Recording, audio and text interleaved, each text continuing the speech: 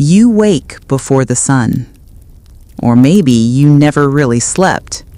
The sand shifts beneath you, gritty even through the thin linen that covers your body. The same linen you've worn for days, weeks, maybe months. Your head is heavy, your limbs dull and slow, like they belong to someone else. You listen to the faint creak of reed mats, the distant grunt of animals, the soft sigh of your own breath mixing with the warm, heavy air. It smells of dry straw, sweat, and something sweet. Figs, maybe, left too long in the heat. The room is small. Cracked mud walls lean inward as though tired themselves. The ceiling is low, made of palm fronds bound together, barely shielding you from the weight of Egypt's endless sun. You share this space with your family. Your siblings lie like discarded dolls, curled on rough straw mats. The baby whimpers softly. Your mother murmurs to herself in sleep.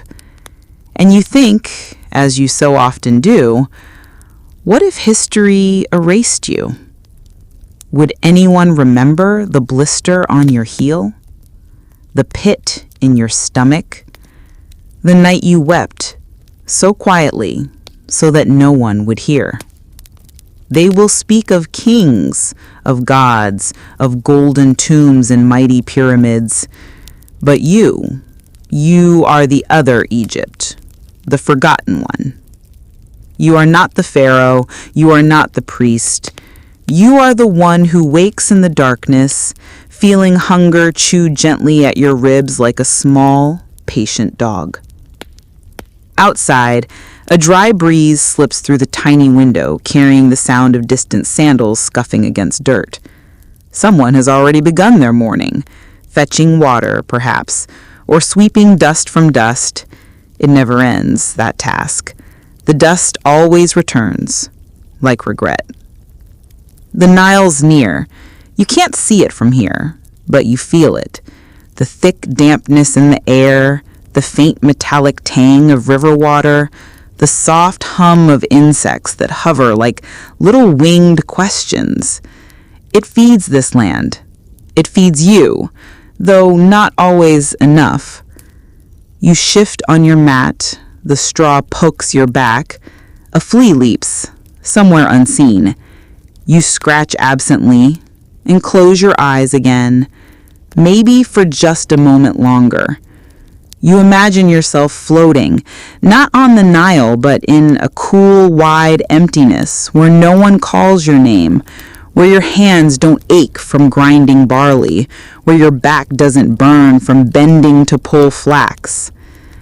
Your days blur together like a long, hot sigh. Morning, work, bread, work. Evening, silence. Sometimes there is music. Sometimes there is laughter, dry, thin, like the papyrus reeds that grow by the water, but it never lasts. The priests tell you the gods see everything. You wonder if they see you. The pharaoh is a god, they say, the living Horus. You try to imagine him. What does his bed feel like? Does he wake up thinking of hunger? Does he share his mat with lice and coughing brothers? Does he smell of goat dung and old fish like the rest of the village? You smile to yourself, barely.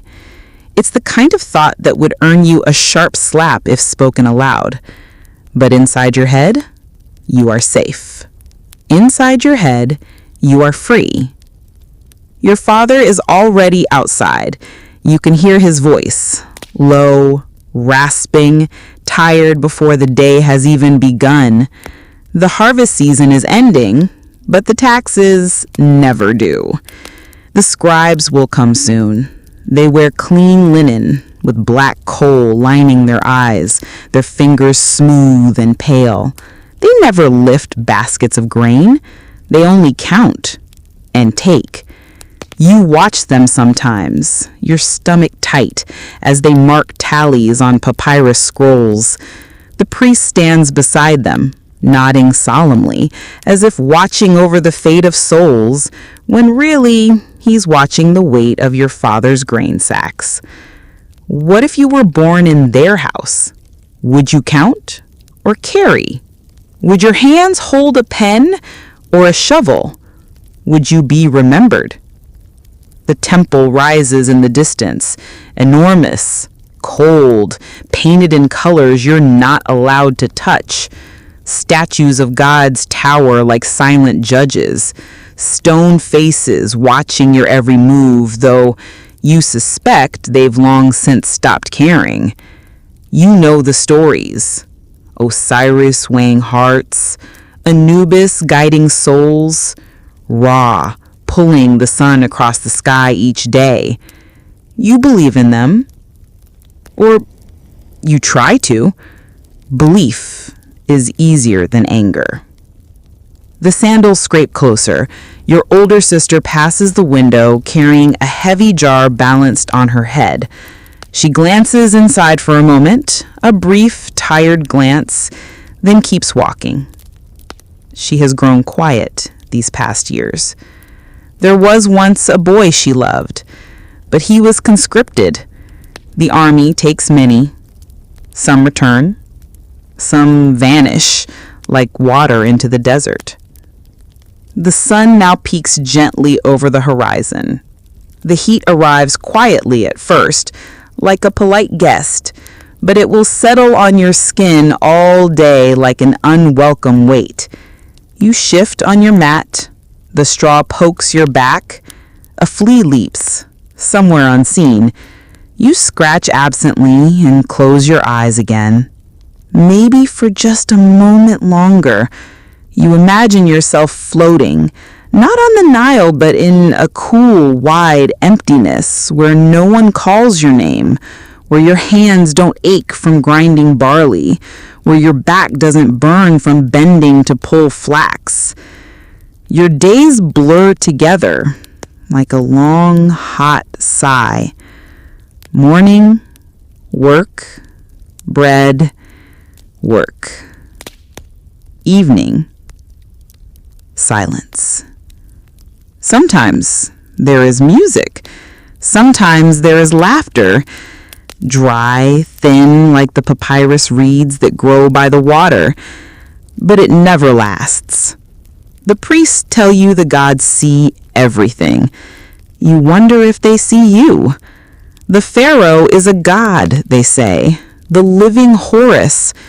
You try to imagine him. What does his dead feel like? Does he wake up thinking of hunger? Does he share his mat with lice and coughing brothers? Does he smell of goat dung and old fish like the rest of the village? You smell to yourself. Barely. It's the kind of thought that would earn you a sharp slap if spoken aloud. But inside your head, you are safe. Inside your head, you are free. Your father is already outside. You can hear his voice, low, rasping, tired before the day has even begun. The harvest season is ending, but the taxes never do. The scribes will come soon. They wear clean linen with black coal lining their eyes, their fingers smooth and pale.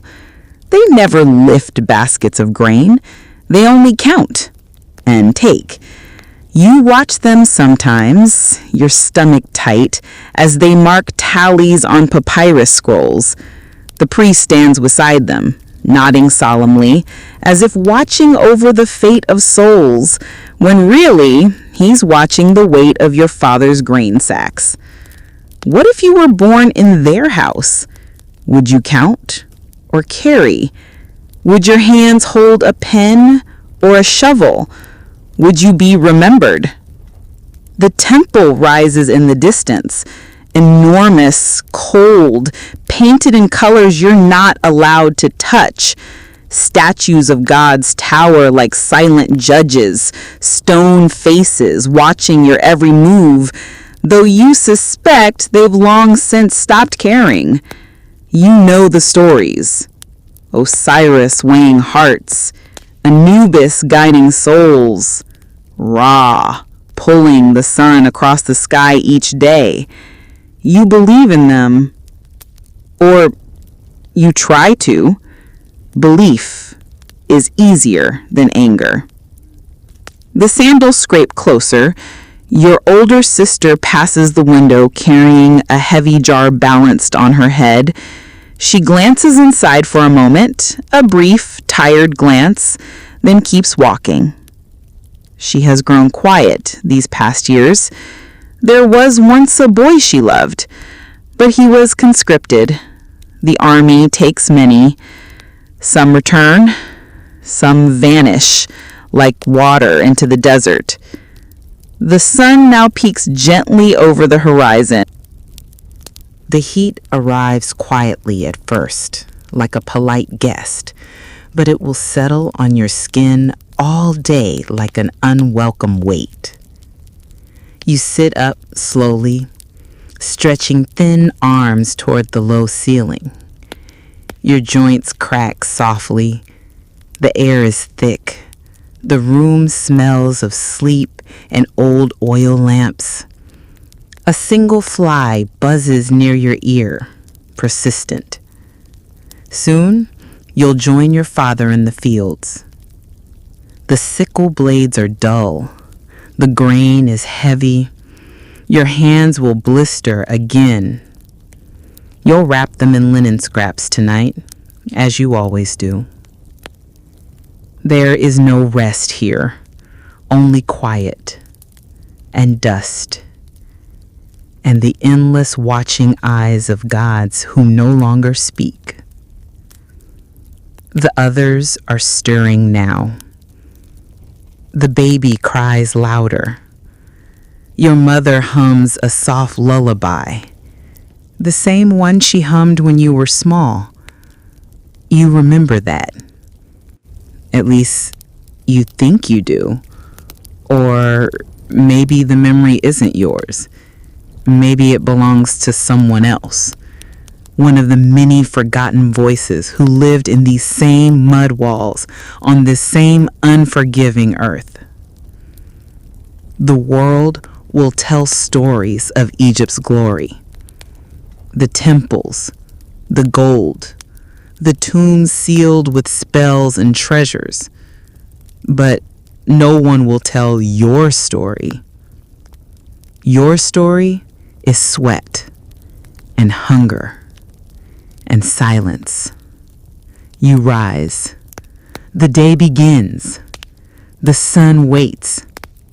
You step outside. The ground is already warm beneath your bare feet, as if the sun touched it hours ago while you were still lost in half sleep. The air tastes dry, like old linen, with a faint sweetness from the date palms that lean lazily in the distance. The village wakes slowly, as it always does, not because anyone is rested, but because there is no choice. The sun doesn't wait. The work doesn't wait. Hunger certainly doesn't wait. Your father stands by the doorway, sharpening a sickle on a flat stone. The blade is thin, worn from years of cutting stalk after stalk of barley. He doesn't look up. The scrape of metal against stone is steady, measured. You hear it more often than his voice. Around you, other families begin their morning rituals, some gathering tools, others starting fires, a few already walking toward the fields in small groups. The familiar smells of burning dung and wet reeds drift through the air. You breathe it in because it's always there, like the dull ache behind your ribs. The Nile gleams in the distance, like a slow-moving serpent. It brings life, they say. The floods feed the land, give birth to crops, carry fish, fill jars. But it also takes. People vanish in those waters, animals too. You once heard of a child taken by a crocodile. No one speaks of it now. Silence covers old pain like sand covers footprints. As you walk toward the fields, your feet press into the earth, cracked, uneven, dry in some places and sticky in others. The soil changes, like everything else here. The work ahead is simple, but endless. Pull, cut, bind, stack, repeat. Always repeat. Your hands know the rhythm. Your body remembers without thinking. There's a strange comfort in that, in doing what your ancestors did, what their ancestors did before them. It makes the world feel predictable, even as your stomach reminds you that predictability doesn't fill a belly. The priest told you once that Pharaoh's prosperity is your prosperity. You wonder, softly, does Pharaoh feel my blisters? Does Pharaoh walk barefoot on cracked earth? Does Pharaoh share his bread with 6 siblings? You catch yourself smiling again, though not out of happiness. It's a quiet, private joke you hold in your chest, the kind that feels almost dangerous, even though you've spoken nothing aloud. The others work alongside you, men, women, children, all bending like reeds in the breeze, all silent, except for the occasional murmur or cough. A few younger boys laugh quietly as they work, trying to turn the day into something lighter. You envy them a little. A beetle scurries past your foot, its black shell gleaming like polished onyx. You watch it for a moment. Small, determined, endlessly rolling its little ball of dung towards some unknown destination. The scarab, the priests say, is sacred, a symbol of Ra himself. Endless rebirth, endless work. You feel a strange kinship with the creature, both of you pushing burdens much too large, both pretending it's sacred. A low voice pulls you from your thoughts. Mind your pace, your father says softly. The scribes count everything. You nod. Of course they do. They always do. The scribes will arrive later, standing under the small patch of shade they bring with them, holding their polished reeds, their rolls of papyrus, their endless questions. How many sheaves? How many bundles? How much grain? They do not ask how much sweat, how much pain, how much sleep lost to worry. No, they only count what can be measured. The rest is invisible, like you. By midday, the sun sits directly overhead, a pale white coin in a sky drained of color. The world slows under its weight. Your tunic sticks to your back, damp and heavy. The air hums with flies and heat. You steal a glance toward the horizon. The temple gleams faintly in the distance, massive, unmovable. It will outlive you, as it outlived those before you.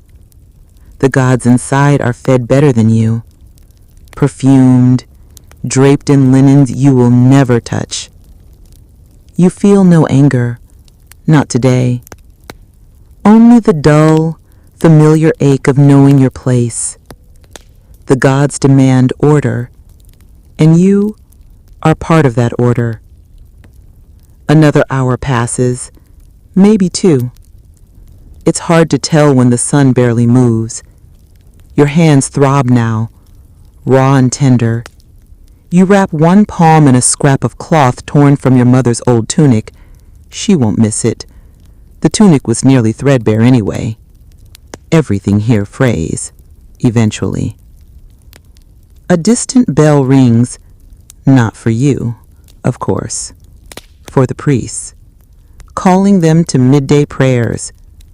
The gods are listening to them now. You wonder if the gods ever get tired of the same voices, the same polished words, the same polished lies. You pause for a moment, straightening your back and looking up at the vast empty sky. The world feels so wide here, and yet you cannot leave.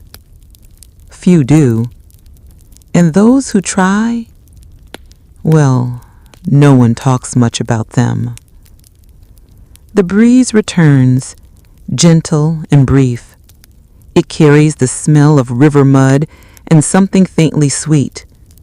Lotus blossoms, maybe. The flowers bloom for the gods. You smile again. Not for yourself. Never for yourself. You return to the work. The day is not yet done. But that is a story for tomorrow night.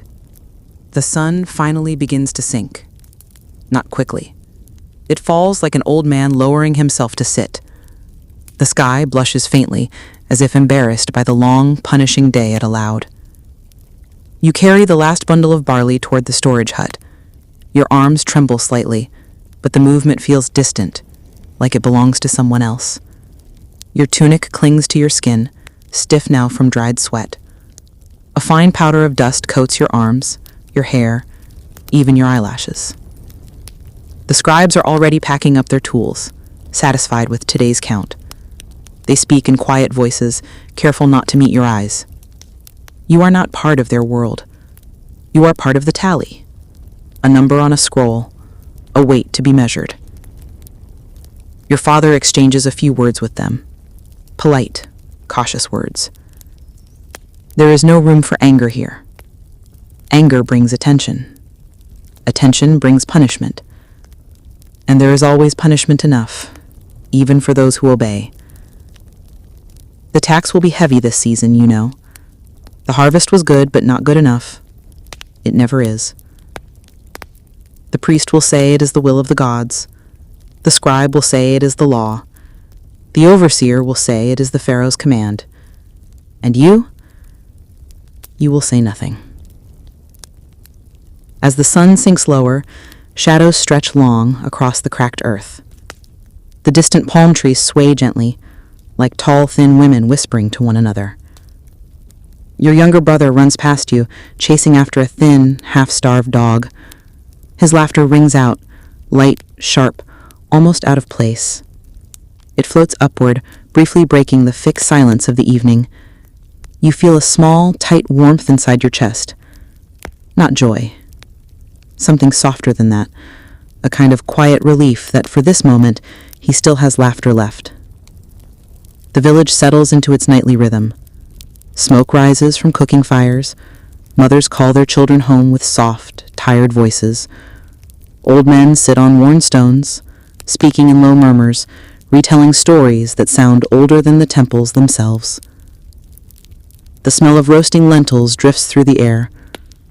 Your stomach tightens, hopeful, as though unsure if food will truly follow the scent this time. You glance at the western horizon toward the desert. Beyond the reach of the Nile's green fingers, the land becomes a vast, endless emptiness. There are tombs there, and bones, and memories no one speaks of. The priests call it the land of the dead, the final home, the eternal West. But you wonder, does anyone buried there feel eternal? Do they still feel hunger? Do they still ache with regret? Your grandmother once whispered stories to you when you were very small, of workers who built great tombs, carving stone until their hands bled, of punishments buried alive inside the walls to serve as eternal guardians, of curses whispered in the dark, never meant for ears like yours. You were frightened then. Now, you are only tired. You sit near the doorway of your home, watching the sky darken. The stars begin to prick through the fading light, tiny holes in the fabric of night, like the tears in your mother's old tunic. The coolness settles over your skin. carrying with it the faint sounds of distant frogs croaking along the river's edge. Your mother ladles thin stew into small clay bowls. The portion is modest, as always. You eat slowly, carefully, not because you want to savor it, but because there may not be more. The baby cries again, softly this time, more out of habit than need. Your mother rocks him gently, humming that same old melody, the one that has followed you from childhood into this weary place called grown. Your sister returns from her brief visit to the well. Her feet are dusty. Her eyes are distant. She says little these days. There was a time she dreamed of marrying, of raising children, of wearing necklaces of colored beads. Now she carries water and silence. The fire crackles softly. Moths flicker around the light, dancing like tiny lost souls, searching for something warm to believe in. You watch them for a while, feeling your eyes grow heavy. The night here is not quiet, not truly. The fogs call. The crickets sing. The wind whispers stories across the open fields. But the kind of silence you feel is inside you. A silence that grows heavier with each year. The silence of being forgotten before you are even gone. You lie back on your mat. The straw pokes your back, familiar and unwelcome, like so many things in this life. The roof creaks softly in the cooling breeze. Tomorrow will come. More work. More counting. More watching. The sun finally begins to sink. Not quickly. It falls like an old man lowering himself to sit.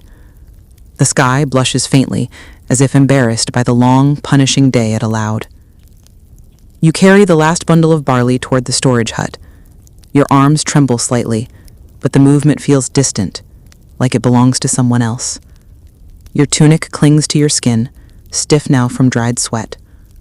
A fine powder of dust coats your arms, your hair, even your eyelashes.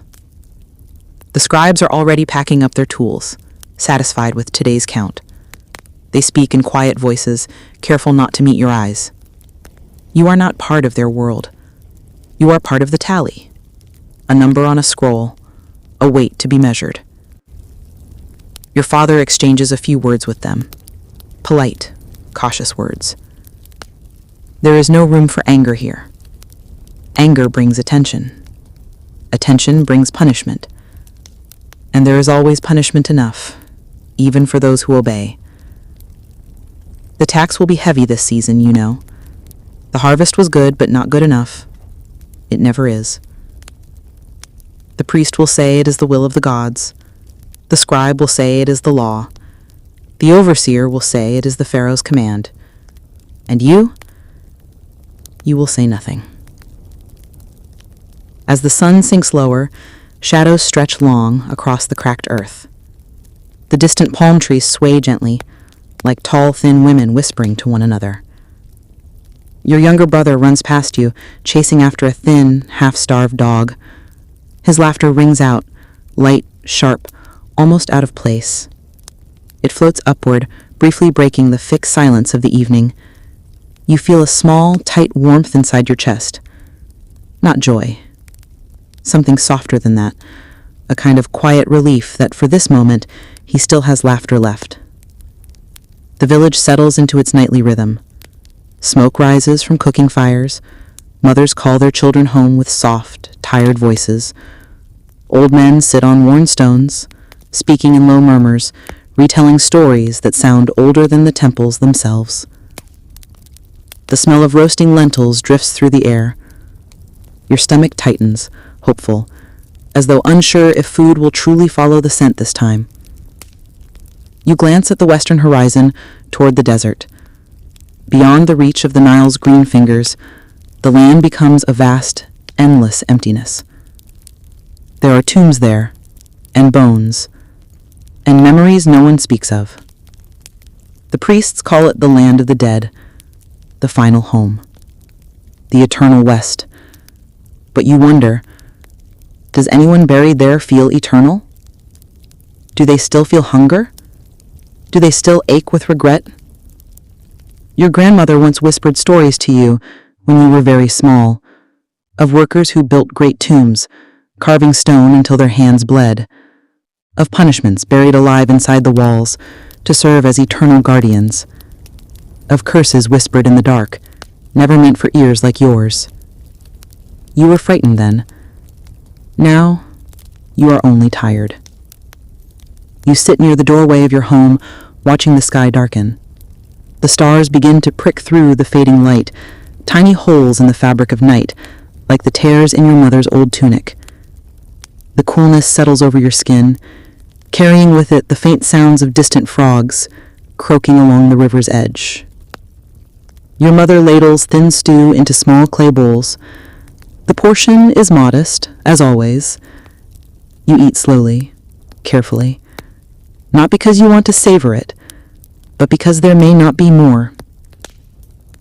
The baby cries again, softly this time, more out of habit than need. Your mother rocks him gently, humming that same old melody, the one that has followed you from childhood into this weary place called grown. Your sister returns from her brief visit to the well. Her feet are dusty. Her eyes are distant. She says little these days. There was a time she dreamed of marrying, of raising children, of wearing necklaces of colored beads. Now she carries water and silence. The fire crackles softly. Moths flicker around the light, dancing like tiny lost souls, searching for something warm to believe in.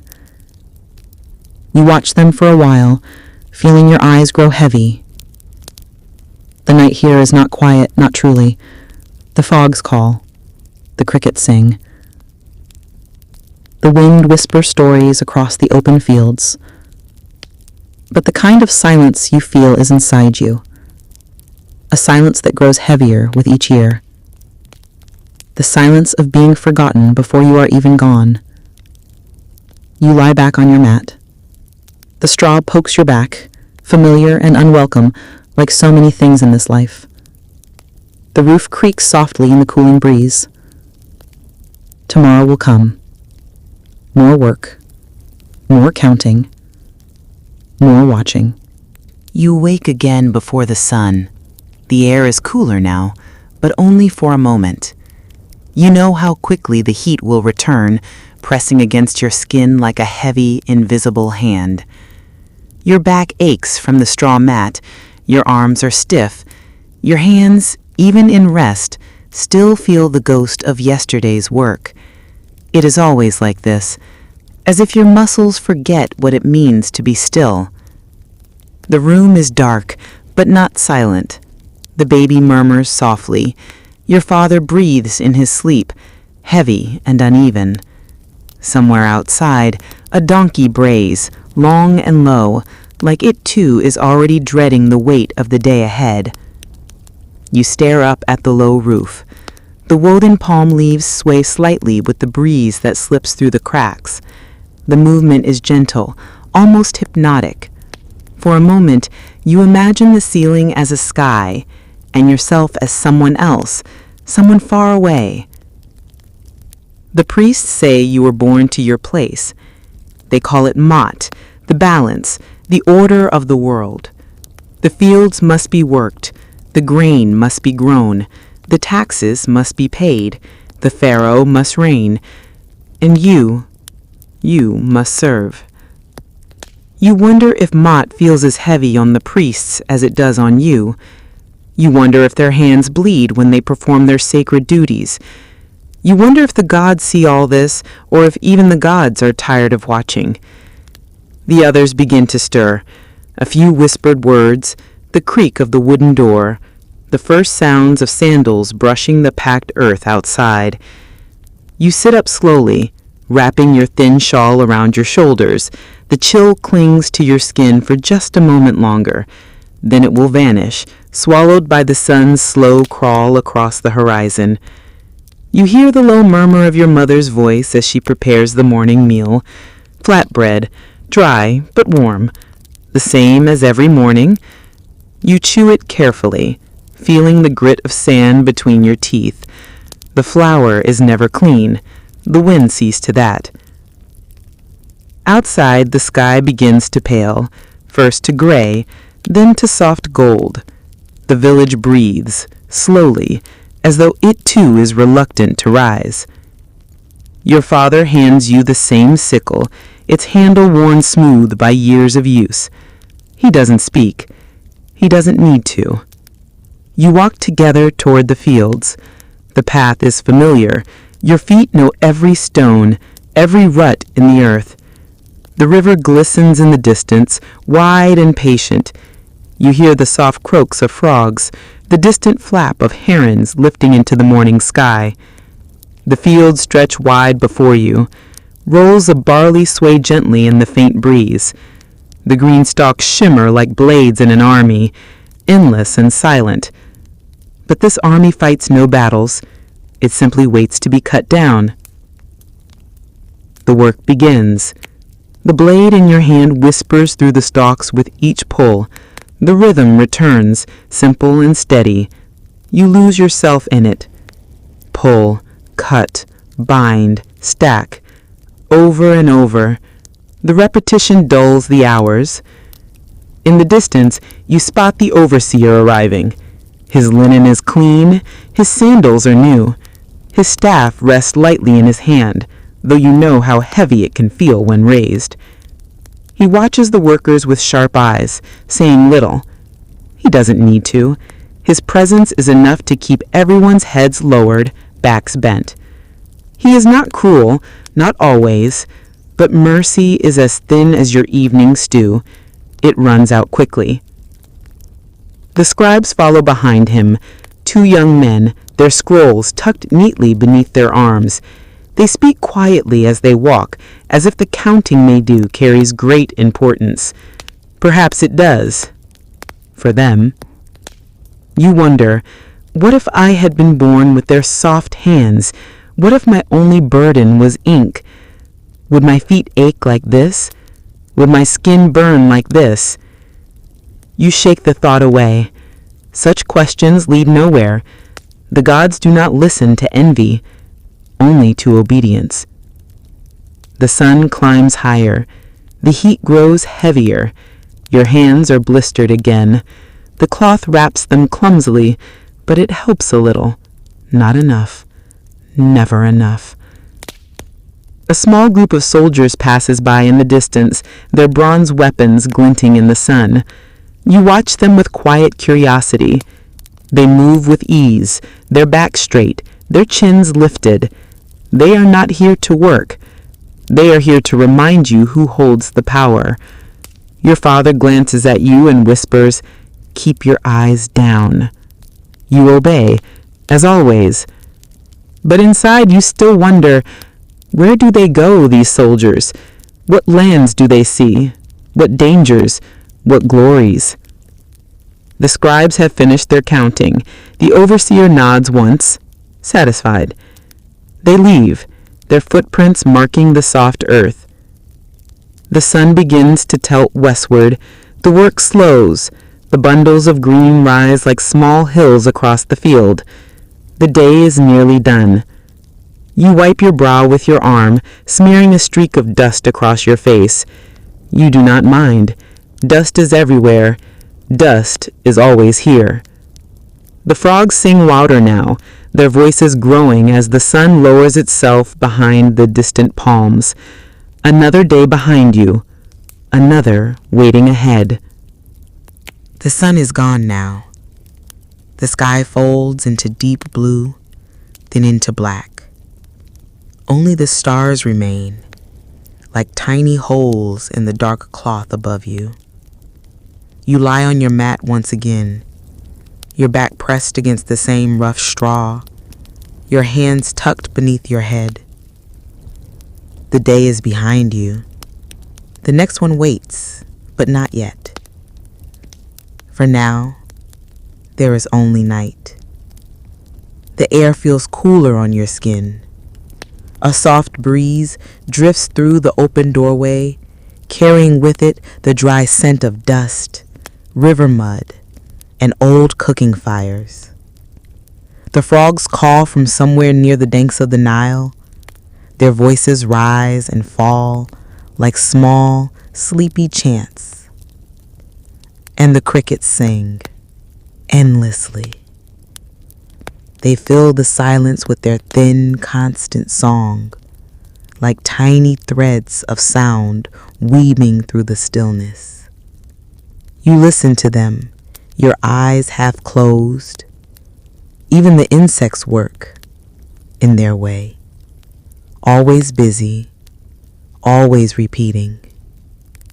Your mother's voice is soft behind you as she hums, gently rocking the baby. Your sister sits nearby, mending an old shawl by the fire's fading glow. The needle moves steadily through the cloth, in, out, like the slow breathing of the night itself. No one speaks much after dark. Words feel heavier at night, as though the shadows might overhear and carry your secrets away. Some things are safer left unspoken. The fears, the small hopes, the private hungers.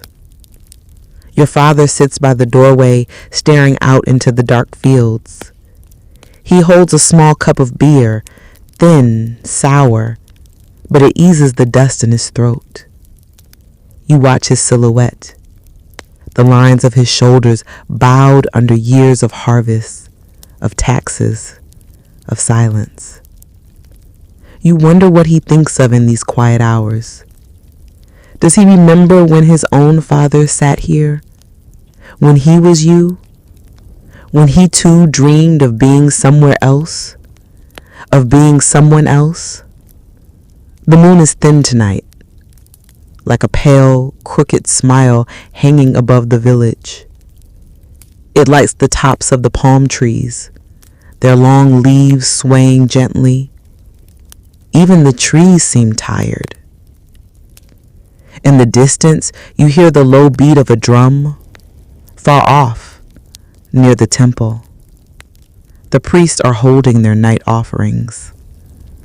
For the gods, the music never stops. The chants never end. Their bellies are always full, their lamps always lit. You have never stepped inside the temple. Not really. Only once, when you were very small, pressed tightly against your mother's leg as she delivered offerings of grain. You remember the coolness of the stone under your bare feet, the thick, sweet scent of incense filling your nose, the towering statues of the gods looking down, silent, unmoving, with eyes that seemed to follow you everywhere. You whispered to yourself then, "Do they see me? Do they hear me?" Now, so many years later, you still don't know the answer. Perhaps they only hear the priests. Perhaps they only care for those with clean linen and polished words. Or perhaps the gods too have grown tired of this endless world of dust and hunger. Your eyelids grow heavier. The sound of your sister's needle pulling through the cloth blends with the cricket's song, with the frog's calls, with the soft sighs of sleeping siblings around you. Even the baby's breath has settled into quiet now, a steady rhythm. In, out. In, out. Somewhere out in the desert, past the last fields, past the tombs, past the silent sand, the dead lie still beneath heavy stone. The priests say they're at peace, that eternity is gentle, that there is no hunger where they have gone. You wonder if that is true. You wonder if one day, long from now, you too will lie beneath stone, and if anyone will speak your name, or if your name will vanish with your breath, carried away like dust in the wind. The night deepens, the fire dies down, the shadows grow longer, your breathing slows, and sleep like the Nile gently pulls you under. Tomorrow will rise again. The morning returns, soft at first. A pale light seeps gently through the thin cracks in the wall. You open your eyes before the sun fully rises. You always do. The air is cooler, but only for a short while. The heat waits like a quiet guest, patient, knowing it will have its place soon enough. You sit up slowly. The straw beneath you rustles, familiar and rough against your skin. Your muscles resist for a moment, tired, stiff from yesterday's work, but they know what's coming. They always do. The small room is still heavy with sleep. Your siblings lie tangled together, their breath slow and even. Your mother hums faintly, as she always does when she wakes. Not a song, not quite, but a low rhythm that fills the silence before words arrive. The baby stirs, then settles again, his small fingers curling around the edge of the thin blanket. The smell of oil lamps lingers in the air, mixed with the faint sweetness of dates, the sour tang of last night's stew, and the sharp dryness of dust. There is always dust. It creeps into everything, your hair, your clothes, even your thoughts. You have lived your whole life breathing dust.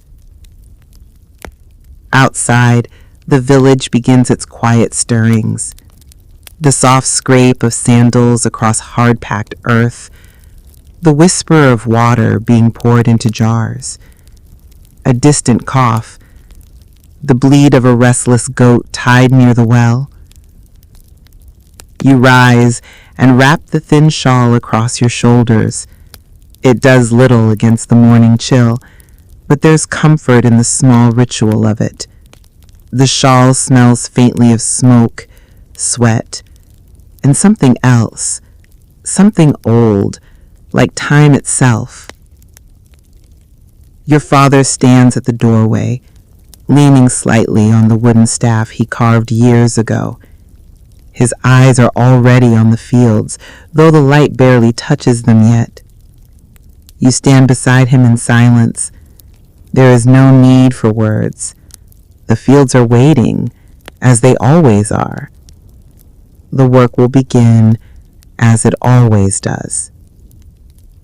The priest says this is how the world must be, that the gods smile upon your labor, that Pharaoh himself depends on your hands.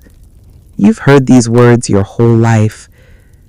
They sound softer than the truth. The truth is heavier. It sits on your back like a sack of wet grain.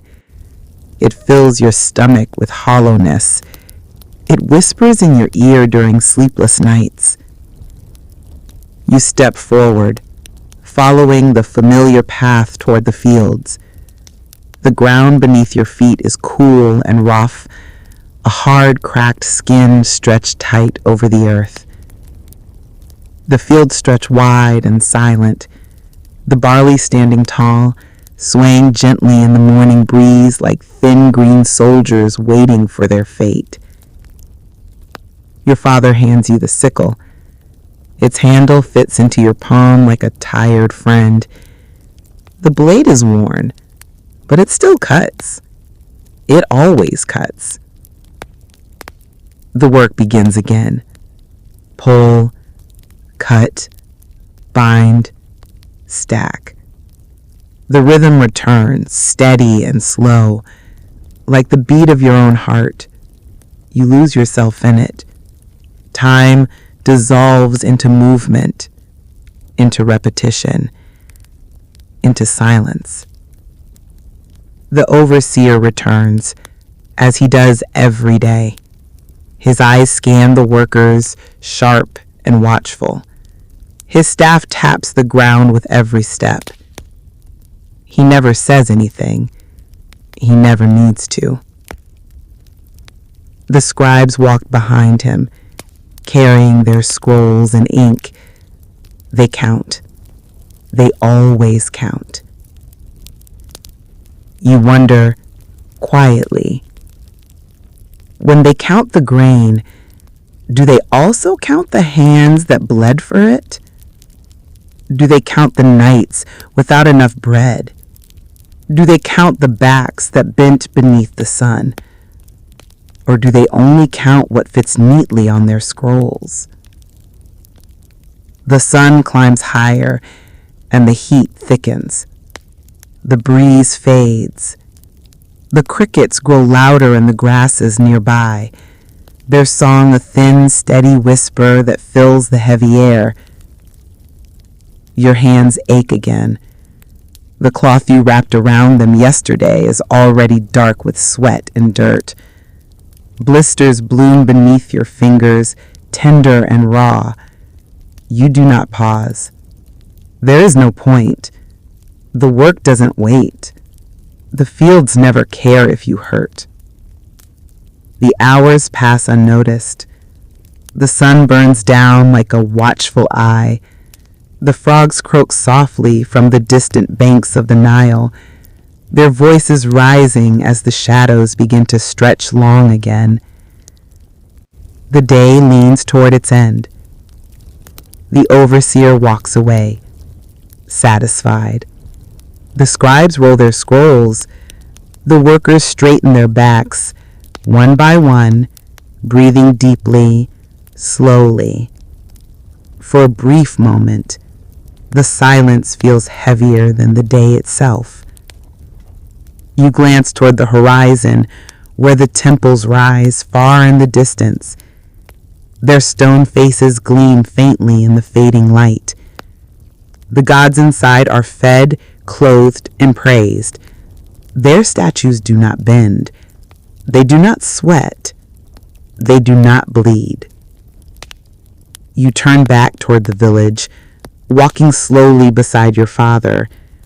The dust rises with every step, swirling softly around your feet like small, patient ghosts. The air smells of dry reeds and faint smoke. The night returns again. Tomorrow waits quietly, but that is a story for tomorrow night. The stars are clearer tonight. They shine like distant fires, small and cold, scattered across the deep, dark sky. You lie on your mat once more, listening to the breath of the village around you. The quiet is never empty. The crickets sing. The frogs call from the river. The wind hums softly as it moves through the tall reeds beyond the fields. Your body aches, but the ache feels familiar now, like a piece of you. Like the mat beneath you, the thin linen against your skin, the smell of dust and smoke that clings to everything. The baby stirs beside your mother. She hums again, that same soft, wordless tune that has wrapped around your nights for as long as you can remember. Even now, her voice feels like a thin blanket against the weight of the world. Your sister sits quietly, her hands busy with a small woven basket. Her fingers move slowly, pulling and twisting thin strands of reed. The fire beside her glows faintly, its orange light flickering against the clay walls. You watch her work, the slow, careful rhythm of it matching the stillness of the night. Your father leans near the doorway again, eyes fixed on the darkness beyond. Always watching, always waiting. For what? You do not know. Perhaps for the weight to lift, or perhaps simply because there is nothing else to do. In the distance, the temple drums echo faintly through the night, a slow, steady beat like a second heartbeat beneath your own. The priests chant words you cannot hear clearly, but you know their meaning. Praise, petitions, offerings. Always offerings. You close your eyes for a moment and picture the grand hall of the temple. The towering stone columns, the painted ceilings blue like the sky, dotted with golden stars that never move, never dim, and the massive statues of the gods, unmoving, unblinking. And the priests, dressed in their pure white linen, their bodies clean and perfumed, lifting trays of fresh bread, honey, and thick cuts of meat toward the stone faces. The gods are well fed, even when you are not. You open your eyes again. The fire cracks softly. The night breathes around you, and somewhere deep inside the old question stirs once more. Do they see you? Do the gods hear the silent ones? The tired hands, the bent backs, the dry mouths? Or only the priests with their perfect words? Your grandmother once whispered a different story when you were much younger. She said the gods were not always so silent, that once, long ago, the gods walked among the people, that they spoke and listened and touched the earth with their own hands. But that was before the temples grew tall, before the scribes grew rich, before the priests learned how to speak for them. Now, the gods are locked in stone, their voices buried beneath years of polished prayers, their eyes trapped behind carved faces. You do not know which version is true. Only that your hands will bleed again tomorrow, that the fields will wait for you, that the scribes will count and the overseer will watch, and the work will continue. The wind shifts gently. You hear the soft creak of the roof as the breeze slips through the cracks. The fire sinks lower, glowing like a tired eye.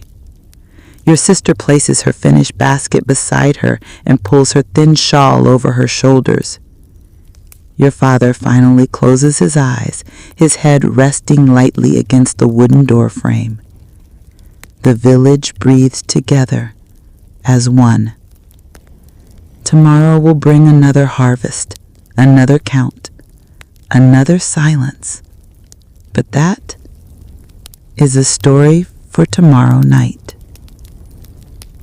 The morning arrives not with light, but with sound.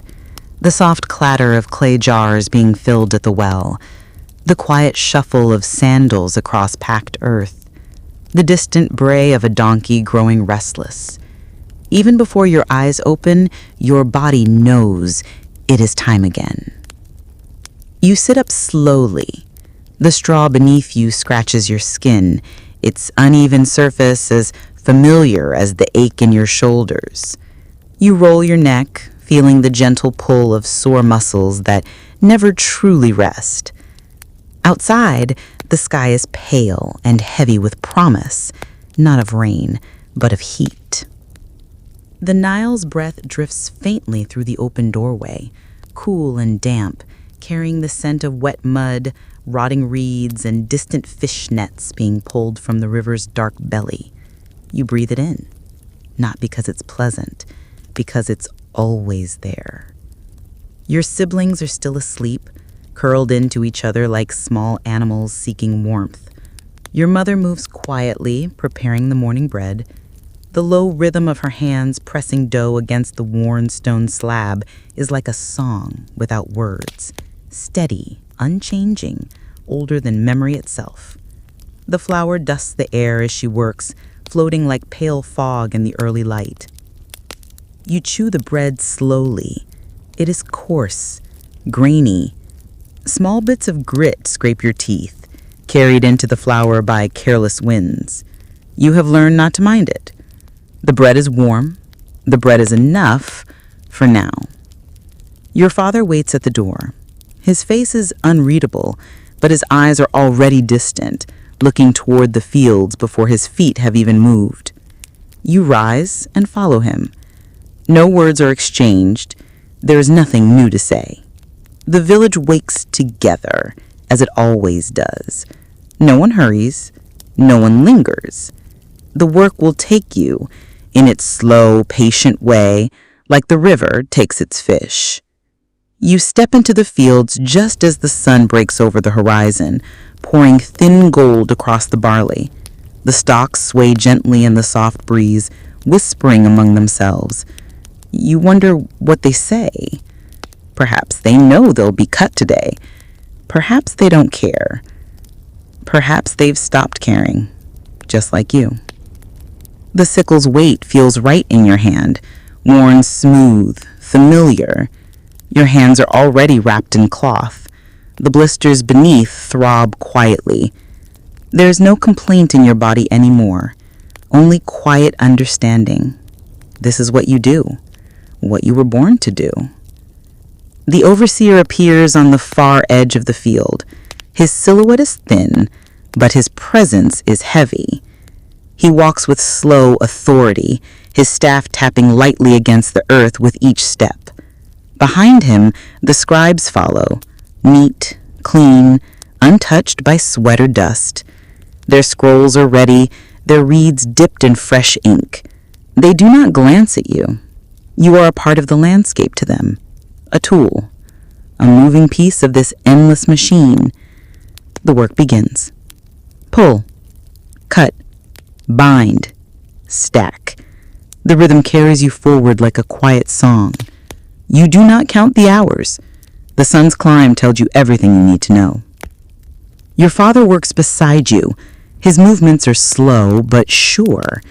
His hands move like they have moved for decades, shaped by a life of repetition. You watch him sometimes, not with admiration, not with resentment, but with something quieter than both. A kind of tired respect, the respect of one prisoner for another. The sun climbs higher, the air thickens, the breeze fades, the heat presses down like a hand on your neck. You bend lower, trying to stay beneath its weight. The scribes call out the counts as they tally each bundle. Their voices are soft but clear. The numbers are all that matter, not the faces behind the bundles, not the blisters or the hunger or the tired bones. Only the grain. Always the grain. You glance at one of the scribes, young, pale, eyes lined with dark coal, hands untouched by labor. His scroll flutters slightly in the breeze as he marks the numbers. You wonder, does he ever wonder about you? Does he ever think about these hands that fill his scrolls with numbers? Or are you invisible, like the dust that clings to his fine linen? The answer doesn't matter. You lower your gaze and continue. Pull, cut, bind, stack.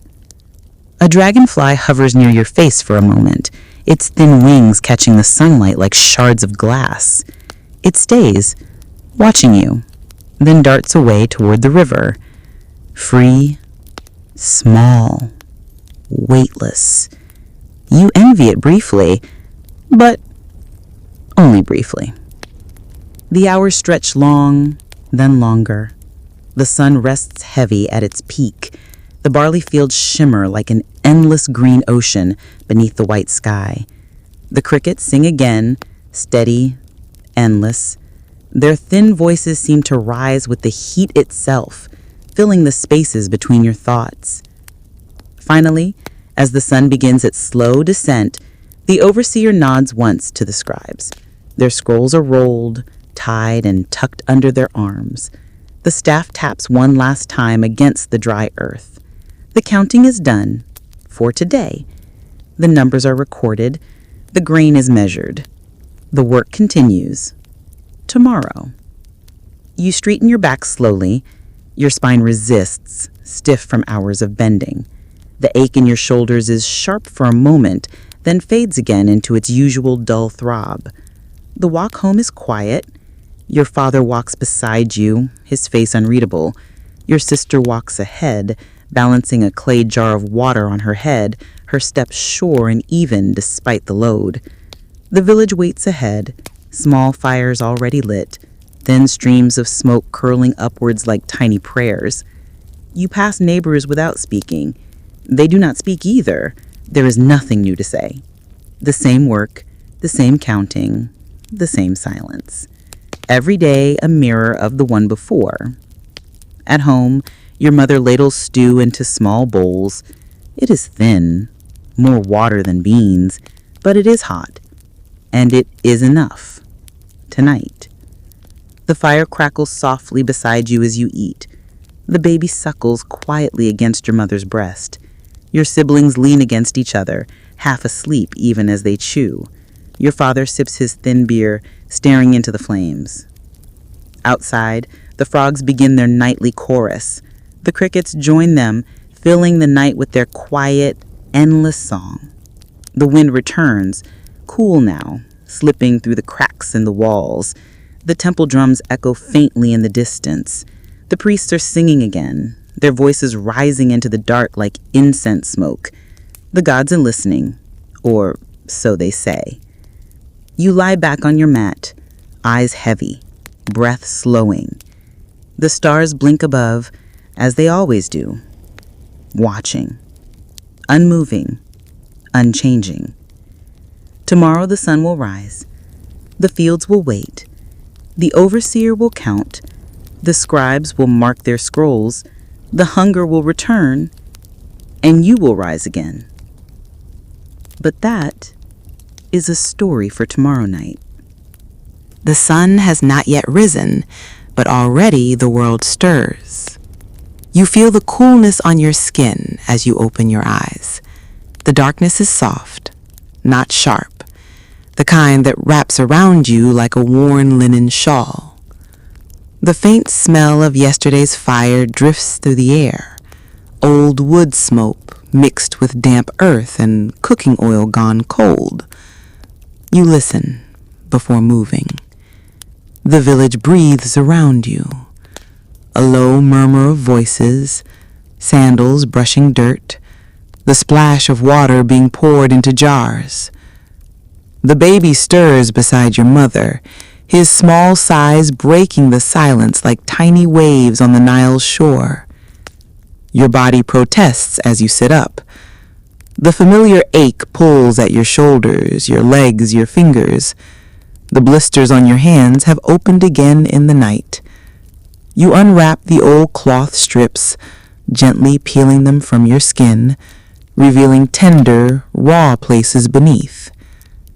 Your father is already standing by the doorway, staff in hand, his gaze distant, fixed toward the fields that wait for him, the same fields that waited yesterday, the same fields that will wait tomorrow. There is no conversation. There doesn't need to be. The work speaks loud enough for all of you.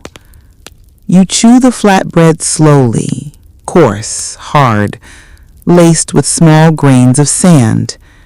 The morning meal is small, like the evening meal. You never expect more. Outside, the sky begins its slow transformation, from deep blue to pale gray, from gray to soft gold.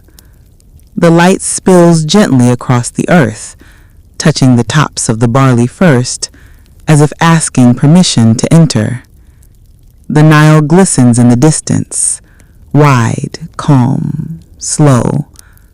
It carries life, it carries death, it carries everything. You wonder sometimes where it finally empties, what it sees when it leaves Egypt behind. The fields stretch before you, rows of green bending in the breeze, swaying like silent voices. The work begins as it always does. Pull, cut, bind, stack. The rhythm is soothing in its own way, simple, predictable. You fall into it without thought, as though your body belongs more to the work than to you. It has known this motion since you were small, The overseer arrives before midday. His shadow moves ahead of him, long and thin, crawling across the barley as he walks. His staff taps the ground softly with each step, announcing his presence long before his voice is heard. Behind him, the scribes follow, their scrolls unrolled, their eyes sharp. The ink on their reeds is fresh. Their hands are clean. Their linen gleams white beneath the sun, untouched by sweat or dirt. They begin counting again, marking tallies, speaking numbers. You hear them, but do not listen. The numbers have little meaning to you. They belong to them. You belong to the grain. The sun climbs higher. The air thickens. The small breeze dies, trapped beneath the heavy sky. The crickets sing again, their thin voices steady in the heat. Their song fills the empty spaces where your thoughts might have been. You bend lower, keeping your head beneath the sun's weight, feeling sweat drip from your brow into the dry earth. The soil drinks it quickly. The earth always takes. The barley's whispering grows louder as the wind briefly stirs. You hear the soft rustle of stalk against stalk, like quiet gossip among old friends. Perhaps they speak of you. Perhaps they have spoken of generations before you. Perhaps they will continue speaking long after you are gone. The scribes call out their final tallies. The scrolls are rolled again, tied with neat cords, tucked beneath their arms. The overseer nods once. The counting is done for today. You straighten slowly, feeling the pull in your lower back. The sweat cools on your skin as the breeze returns, brief and kind. The day's labor is behind you, though the ache remains. As you walk back toward the village, you pass the other workers. Their faces mirror your own, lined, sunburnt, quiet. No one speaks. Words are expensive here. Silence costs less. Your sister walks ahead with her jar balanced on her head, her steps careful across the cracked earth. The village smoke rises ahead, curling like thin fingers into the pale evening sky. The same path you've walked since you were old enough to carry a basket. The same path your father still walks. The same path your children may walk one day. Inside the village, fires flicker to life. The smell of cooking lentils drifts through the air, thin but warm. The stew is simple, watery, but enough. Tonight it will quiet your hunger.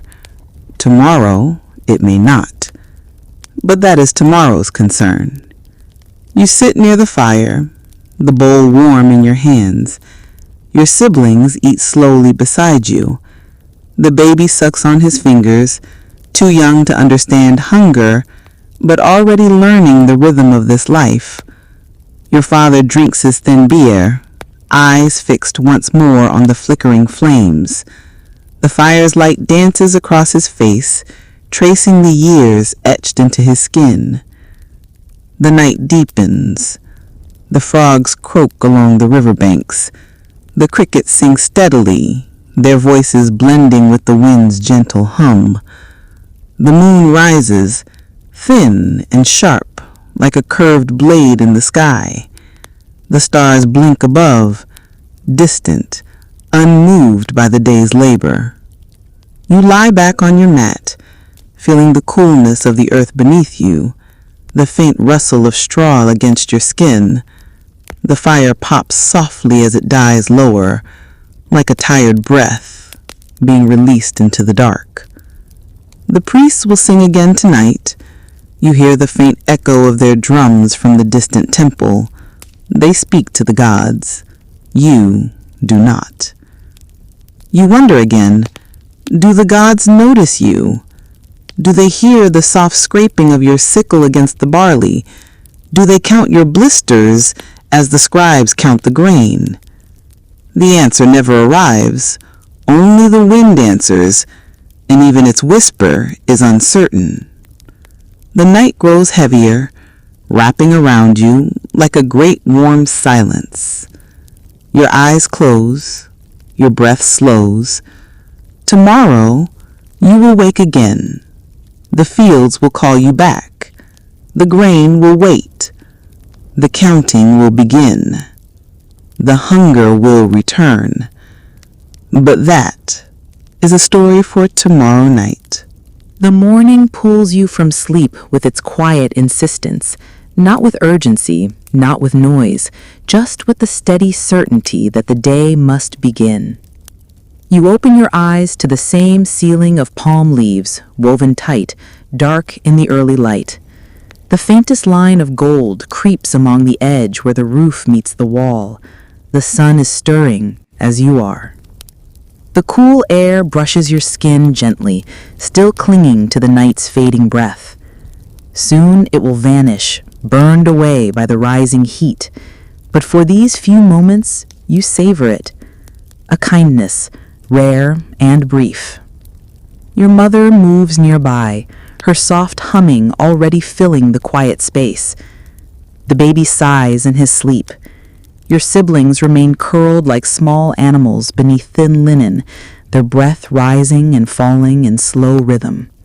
You sit up, moving carefully. Your back complains. Your hands throb faintly beneath the old fraying cloth wraps. You flex your fingers gently.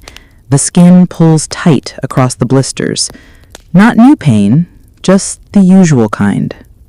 The morning meal waits for you.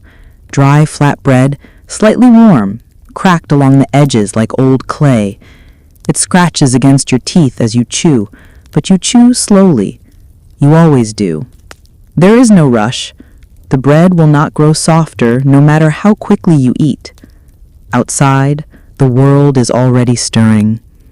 Voices blend softly together, distant greetings, quiet orders, the scrape of tools being gathered, the clinking of jars at the well, the bleat of a dote tied nearby, the dull thud of feet against the packed earth.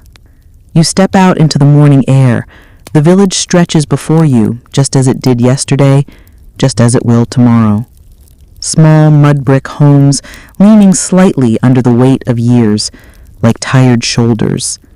The dusty paths winding between them.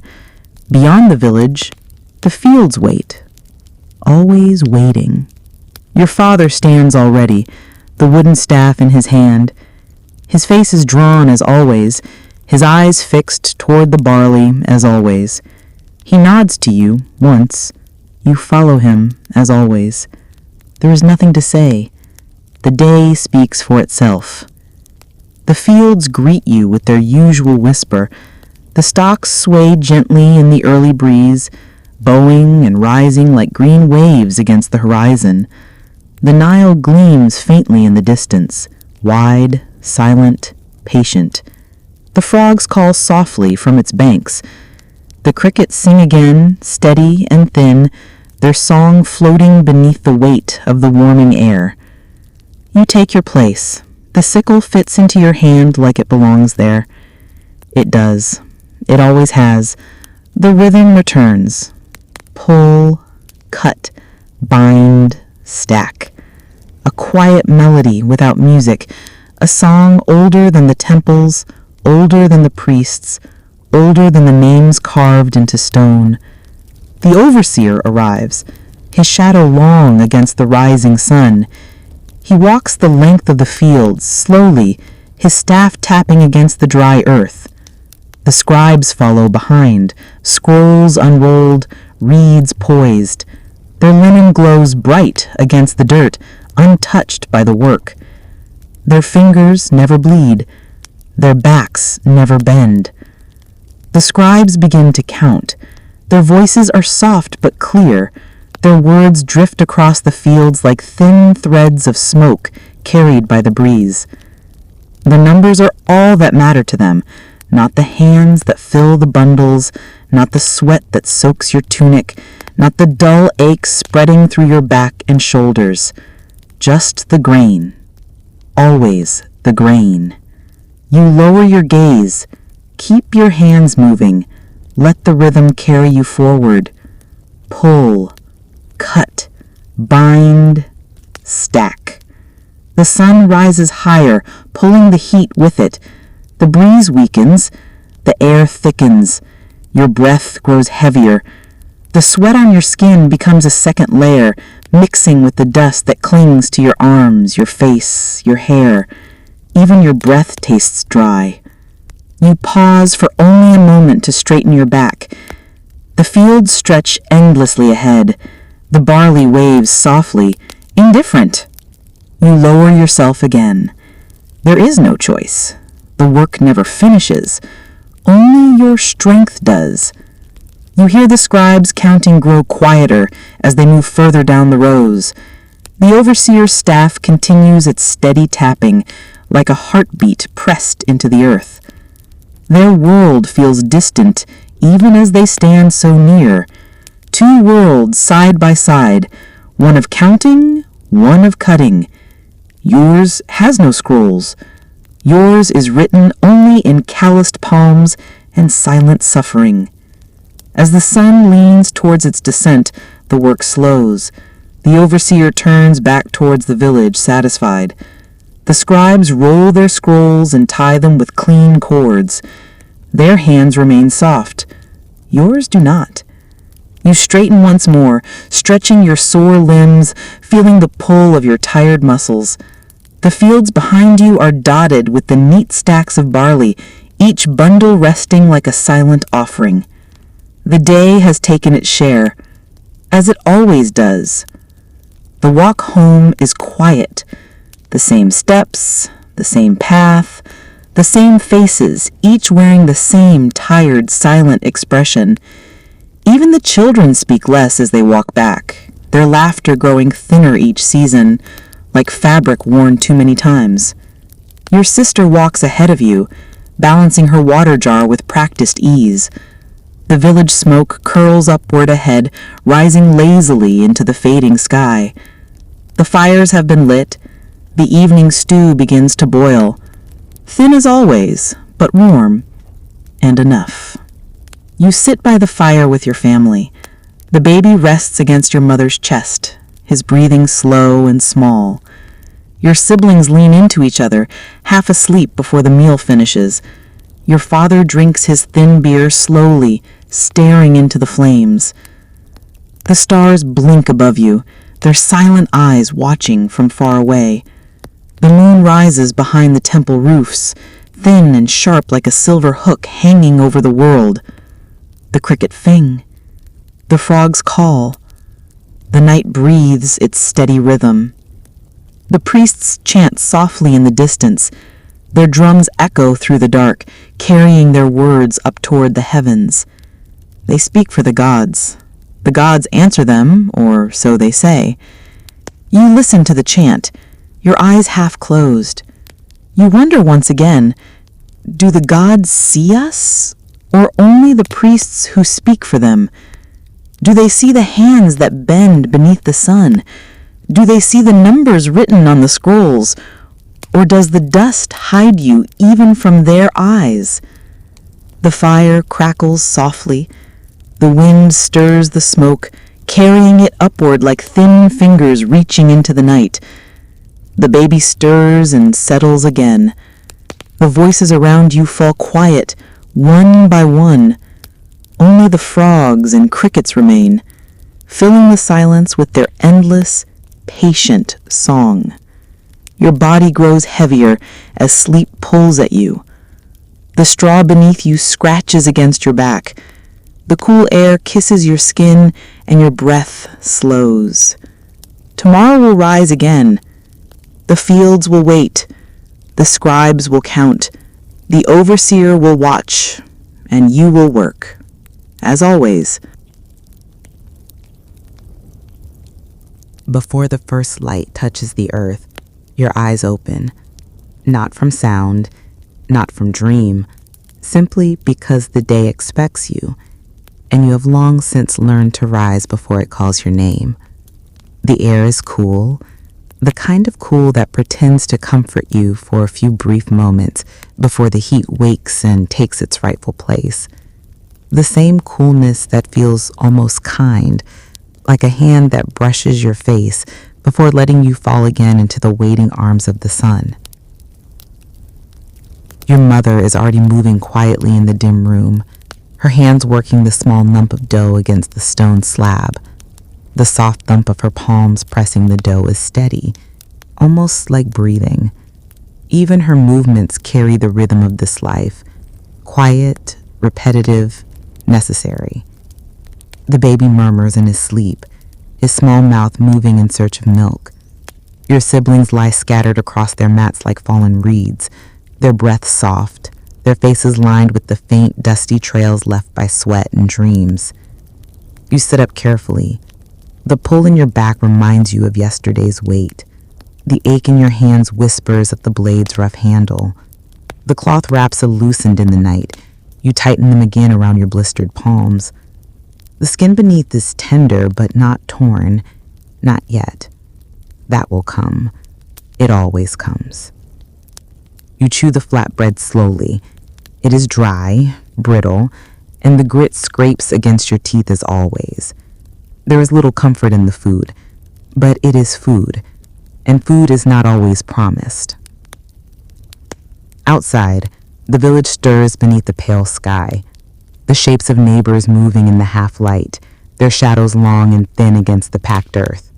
The soft splash of water from the well, voices low, cautious, tired. No one rushes, no one lingers. The work waits, and so you go. Your father leads you to the fields, staff in hand, as he does each morning. His steps are steady, measured, even as his shoulders sag beneath invisible weight. The weight is not new. It was given to him long ago. It was given to his father before him. Now it waits for you. One day, it will rest on your shoulders alone. The fields stretch wide ahead, a sea of green blades swaying gently in the early breeze. The barley leans into the wind, then straightens again, a quiet, endless conversation between plant and air. The Nile glistens softly beyond the fields, its surface catching the faintest gold of the rising sun. The frogs call from its banks, the crickets sing. Their songs are always here, always filling the empty spaces where your mind might otherwise wander. The sickle rests in your hand like an old companion, not a friend, but something more reliable than friendship. You begin. Pull, cut, bind, stack. The rhythm is familiar. The rhythm saves you from thought. There is comfort in knowing exactly what comes next. The overseer appears just as the sun rises fully, his long shadow cast across the field ahead of him. His staff taps the earth as he walks, steady, sharp, a reminder of his place and yours. Behind him follow the scribes, their scrolls unrolled, their reeds held like thin fingers ready to measure your worth. Their linen shines in the sun. Their hands are soft. Their voices are smooth. The words they speak are numbers, always numbers. Counting grain, counting labor, counting what can be measured, never counting the cost beneath your skin. You lower your gaze and work, pull, cut, bind, stack. Let the rhythm pull you forward, away from thought, away from questions, away from the quiet ache that asks, when did I become invisible? When did my name stop mattering? When did my hands become nothing more than tools? The sun climbs higher, the air thickens, the breeze fades. The dust clings to your sweat like a second skin. Your back curves lower to escape the weight of the heat. Your breath grows heavier. The barley whispers against itself as the stalks sway and brush. You listen to its gentle murmur while your sickle slices through, each cut soft, each bundle gathered into neat stacks. The grain bends to the blade without complaint, like you. The scribes move past, speaking to one another in quiet tones, comparing tallies. The scrolls fill. The ink dries quickly in the heat. Your sweat does not. You feel the salt sting against your cracked skin. You wipe your brow with the back of your arm, leaving a streak of dirt across your face. You do not care. The dirt lives here. You live here. You both belong to this land. By midday, your body has surrendered fully to the work. The pain is distant now, softened by the rhythm. Only your hands remind you, tender, raw, wrapped tightly in cloth. You glance briefly toward your father. His hands move steadily, as always. His face gives away nothing. But you know the pain lives there too, quietly, buried beneath years of repetition. The overseer's staff taps once more. The scribes roll their scrolls. The counting is finished for today. The numbers are written. The bundles are tallied. Your labor has been recorded. Your life measured again. Your value marked in black ink. You straighten slowly, feeling the tight pull of your spine. The sun begins its descent, its weight finally loosening its grip as the shadows stretch long across the fields. The frogs grow louder along the riverbanks. The crickets sing steadily, as they always do. Their songs are the only music that belongs to you. You walk the path home with your father. Your sister moves ahead, the water jar balanced on her head, her movement steady and silent. The village smoke rises in thin, twisting columns into the pale evening sky. The cooking fires glow, small orange lights against the soft grays of dusk. The same walk, the same dust, the same hunger waiting at the door. The stew tonight is thin, as usual, but it is warm. The bowl rests in your hands and you sip it slowly, allowing the warmth to fill the hollow space beneath your ribs. Your siblings eat quietly, already drifting into half-sleep beside the fire. Your father sips his thin beer, his eyes lost in the flickering flame. Outside, the night breathes around you. The stars appear once more, blinking quietly from their endless distance. The moon rises behind the temple walls, its pale curve sharp against the sky. The priests sing their songs in the distance. The temple drums echo softly. The gods listen to them, or so you were told, but never to you. You wonder again, will my name be remembered? Will my work matter? Will my life leave anything behind besides these fields and these blisters? But these questions do not stay long. They sink beneath the quiet weight of exhaustion. You have asked them before. The answers never come. The fire crackles softly. The wind whispers through the cracks in the walls. The baby sighs as he sleeps. Your mother hums her low, wordless song, the same one you have heard every night of your life. The melody feels older than the temple stones, older than the barley fields, older than you. You lie back on your mat, the straw scratching against your skin. Your breath slows. The crickets sing. The frogs call. The stars watch. The gods remain silent. Tomorrow will rise again. The fields will wait. The overseer will count. The scribes will write. And you will bend, cut, bind, and stack. As always. But that is a story for tomorrow night. You awaken not because you want to, but because you must. The world around you rises long before your body is ready. The darkness is still heavy when your eyes open, though the cool breath of morning has already begun to thin. You listen first. The soft rustle of your mother's movements, the faint scrape of pottery as she prepares the dough, The baby murmurs, half awake, half dreaming.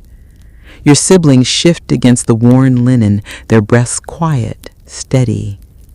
The room smells of old smoke and damp earth, layered beneath the dry scent of the cracked mud walls. You sit up slowly, careful not to wake those still lost in sleep. Your back groans as you straighten. The ache in your hands speaks softly, familiar now, like an old voice you no longer fear. The cloth wraps have held through the night, but the dampness beneath tells you the blisters have opened again. Your father stands in the doorway, the wooden staff resting lightly in his hand. His gaze reaches toward the fields, though his body has not yet left the house. You rise and move toward him as you have each day before. Words are unnecessary. The fields call louder than speech.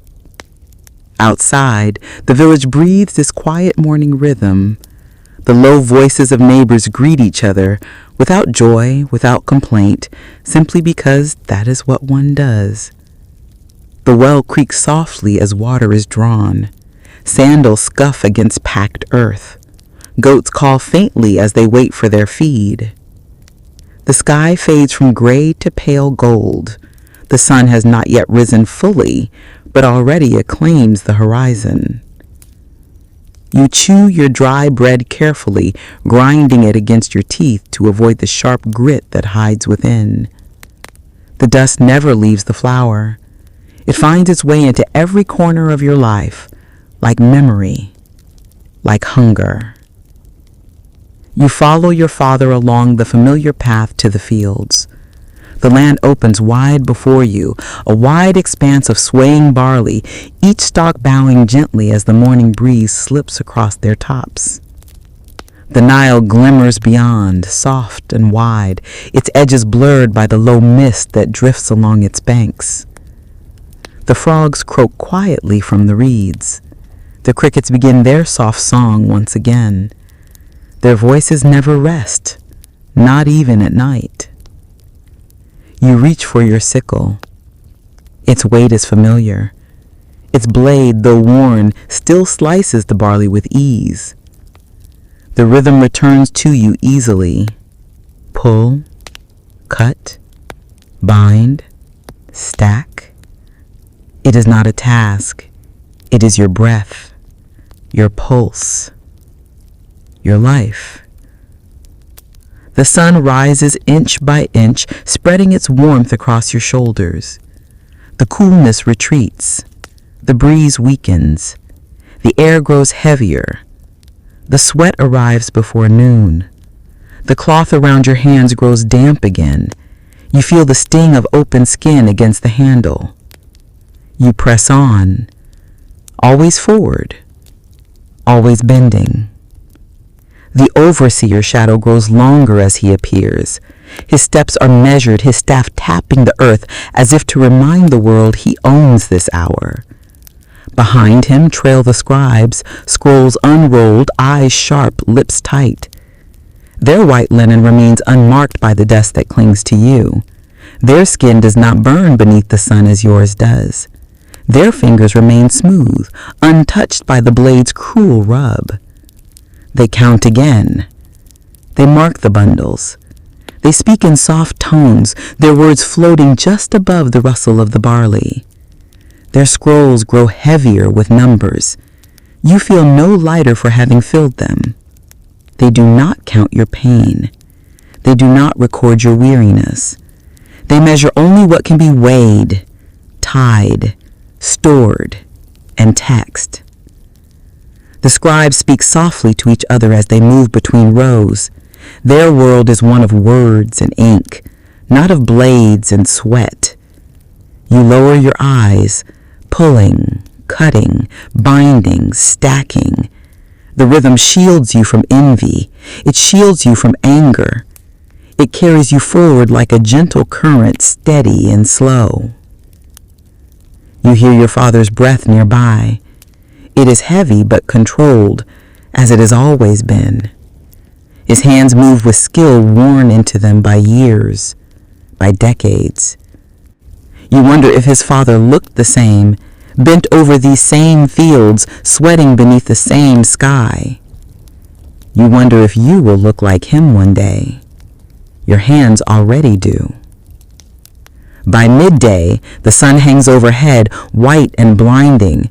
The ground beneath you radiates heat, and each breath feels thick in your chest. The barley whispers softly in the faint breeze that returns for a moment, then slips away again like a shy visitor. The crickets grow louder as the heat presses down. Their song fills the empty space where your mind might otherwise wander. The scribes complete their count. Their scrolls are rolled, tied with thin cords, and tucked beneath their arms. The overseer nods once. The work is measured. The tax is known. The day can end for them. For you, the labor continues until the sun dips low and the last bundle rests on the growing stacks. Only then do you straighten, your back stiff, your hands pulsing with dull pain beneath the cloth. The walk home feels shorter now, though it is not. Your feet follow the path without thought, moving out of habit, out of routine. The village comes into view as the sky shifts from gold to soft purple. Fires flicker to life.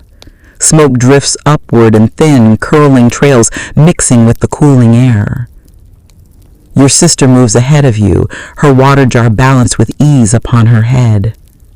The village hums softly, not with song, but with the quiet rituals of survival.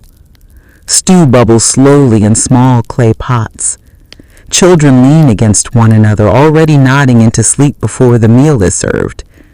The baby nuzzles against your mother's chest, his breathing slow and even. Your father sits by the fire, his cup of thin beer cradled in both hands, staring into the flickering flames. The stars blink into view one by one. The moon rises again, thin and sharp, hovering just above the temple walls. The priests chant softly in the distance. Their drums echo like far-off heartbeats, rising into the dark sky. The gods, they say, hear those songs. The gods, they say, bless those voices. You listen to the chants, but they are not for you. The gods remain silent to your work, to your hunger, to your sweat. You wonder, if the gods ever spoke to the people, when did they stop? When did they turn their gaze to gold and temples away from hands like yours? Will they ever turn back? The fire crackles softly. The frogs croak from the reeds. The crickets hum their endless, patient song. The breeze returns cool against your skin, slipping gently through the open doorway. You lie back on your mat, the familiar scratch of straw beneath you, the sky stretching endlessly above. Your eyes close. Your breathing slows. The aches in your body loosen under sleep's gentle weight. Tomorrow will come again. The fields will rise with the sun. The overseer will count. The scribes will write. And you will bend once more. As always. Before even the faintest light brushes the edge of the sky, your eyes open. You lie still for a moment, listening. The familiar sounds are already there, as though they never truly sleep. The quiet shifting of your siblings beside you, the soft rasp of your mother's hands kneading dough, the distant thud of a wooden door closing gently somewhere outside, the low croak of frogs still calling from the Nile's edge, and behind it all, the steady, endless hum of the crickets. The air feels cool against your skin, but you do not trust it. You know how quickly the heat will take its place. This kindness is only borrowed, never owned. You sit up slowly, your muscles tight from yesterday's work. The same dull ache lives in your back, your shoulders, your neck. The blisters on your hands have thickened. The skin feels stiff, cracked along the edges of the old cloth wraps. You tighten them carefully, gently pressing your fingers against the pain, smoothing it down like loose threads pulled back into the weave. You chew your morning bread slowly, aware of the grit that always finds its way into the flour. Each bite carries the soft crunch of sand, not sharp enough to stop you, only sharp enough to remind you. The bread tastes of grain and smoke, dry and simple, but it fills your stomach for now, and that is enough. Your father waits at the door. The wooden staff leans lightly against his shoulder. His gaze reaches toward the fields as if they pull at him before his body even moves. You rise to follow him. There is no conversation. There never is. The fields speak more loudly than words ever could. The village stirs quietly as you pass. The soft voices of neighbors blend with the clatter of jars being filled at the well. The bray of a restless donkey echoes faintly through the still air. The early light glows faintly along the horizon, promising another hot day. You reach the fields just as the sun's first thin rays stretch across the barley.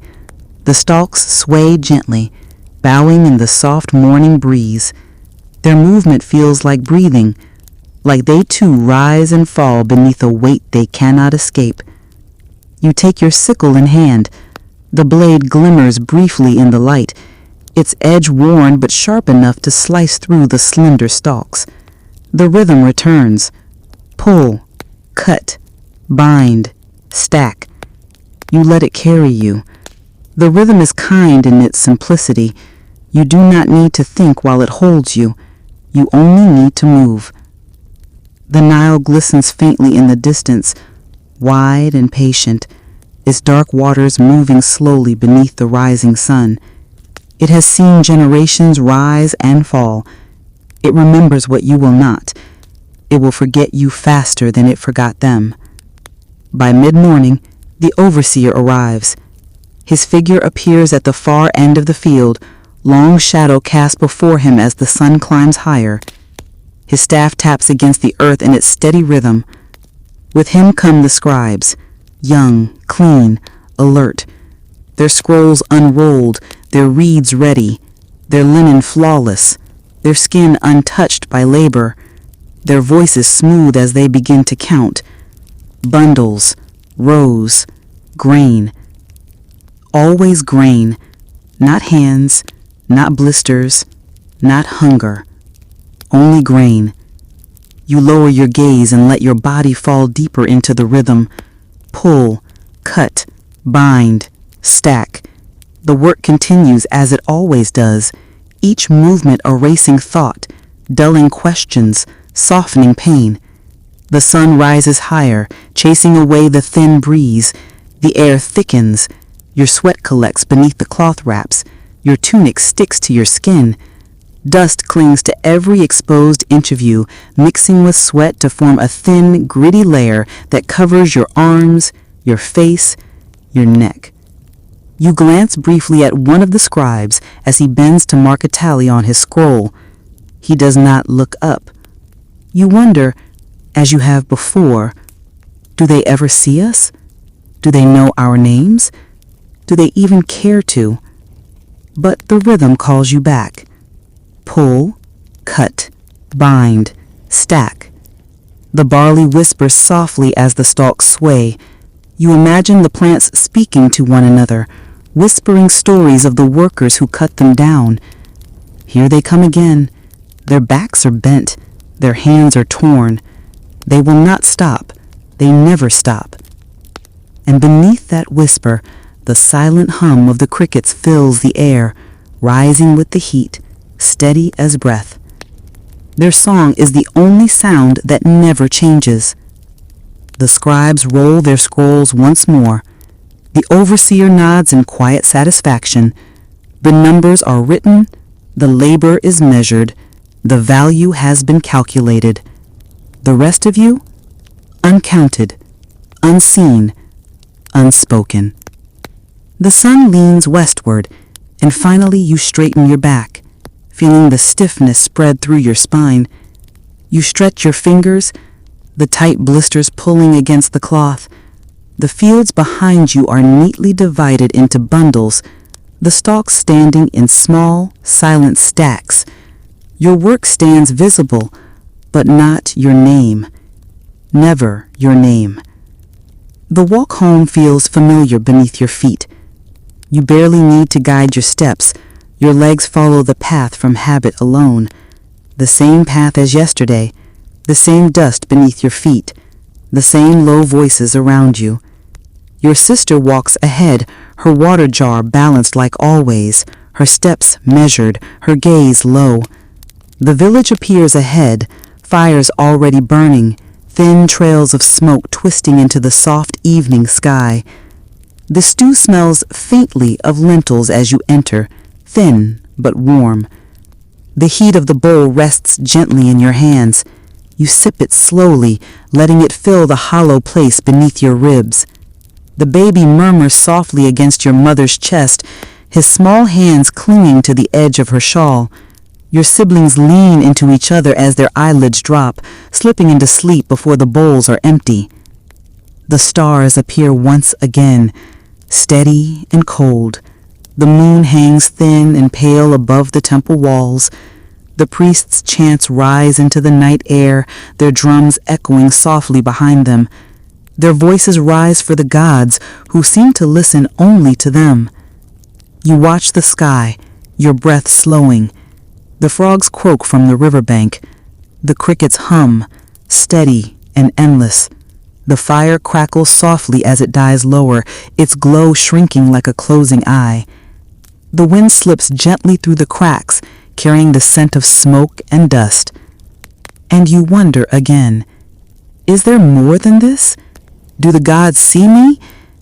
If not the gods, who will?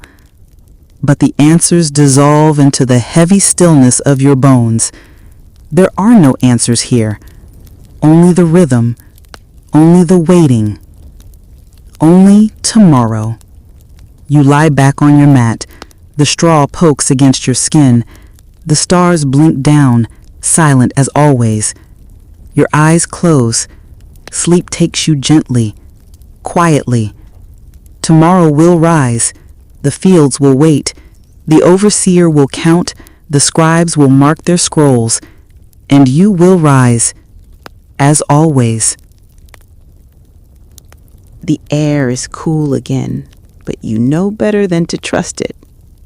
It offers only a brief kindness, as if pretending the day might be different. But you know it will not be. The fields wait, as they always do. Your eyes open before the light fully arrives. The room holds its usual hush, not true silence, but the layered, familiar sounds of your world breathing beside you. Your mother's steady movements as she kneads the dough against the stone, the soft murmur of the baby stirring in his sleep, the occasional shifting of your siblings, curled beneath their worn linen, their faces still heavy with unfinished dreams. The faint creak of the roof as the breeze slips through. The old sweet smoke smell of last night's fire lingering like memory in the air. You sit up slowly. Your back feels tight. Your legs heavy. Your hands pulse gently beneath the wraps you tied the night before. You unwrap them carefully to inspect the skin beneath. Blisters have thickened. Some have opened.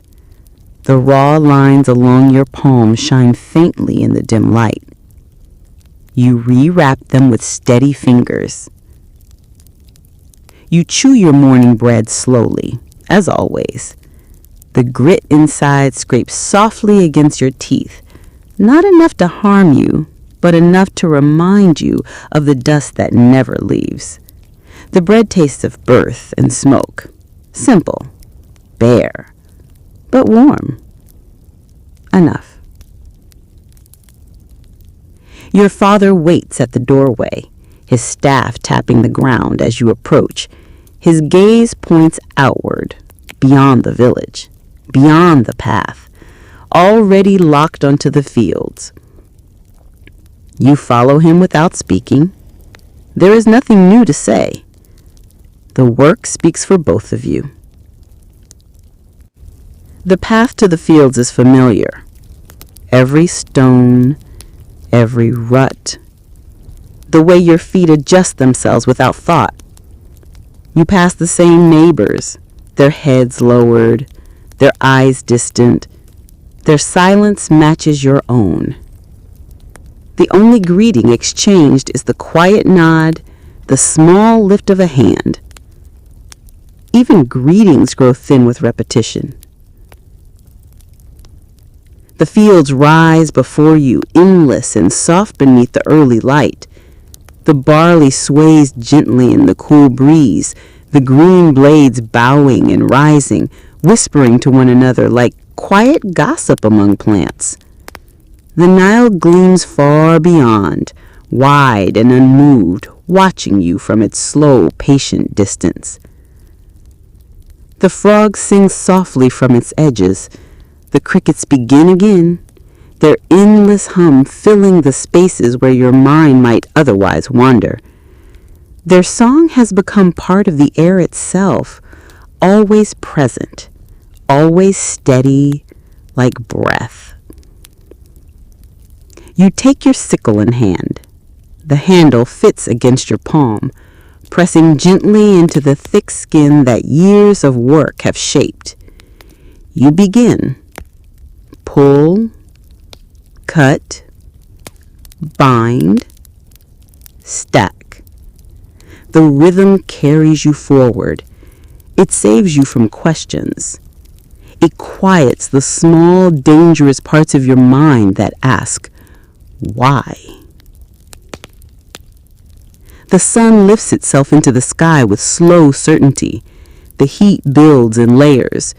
The breeze thins and then fades, leaving the air thick and heavy. Your sweat gathers quickly. Your tunic clings to your skin, darkened by the damp weight. The dust clings to your face, your neck, your arms. Your hands ache beneath the cloth. The blisters press back against the handle with every movement. You do not slow. There is no room for pain here. Pain is just another companion. Like hunger, like silence, like time itself. The overseer arrives.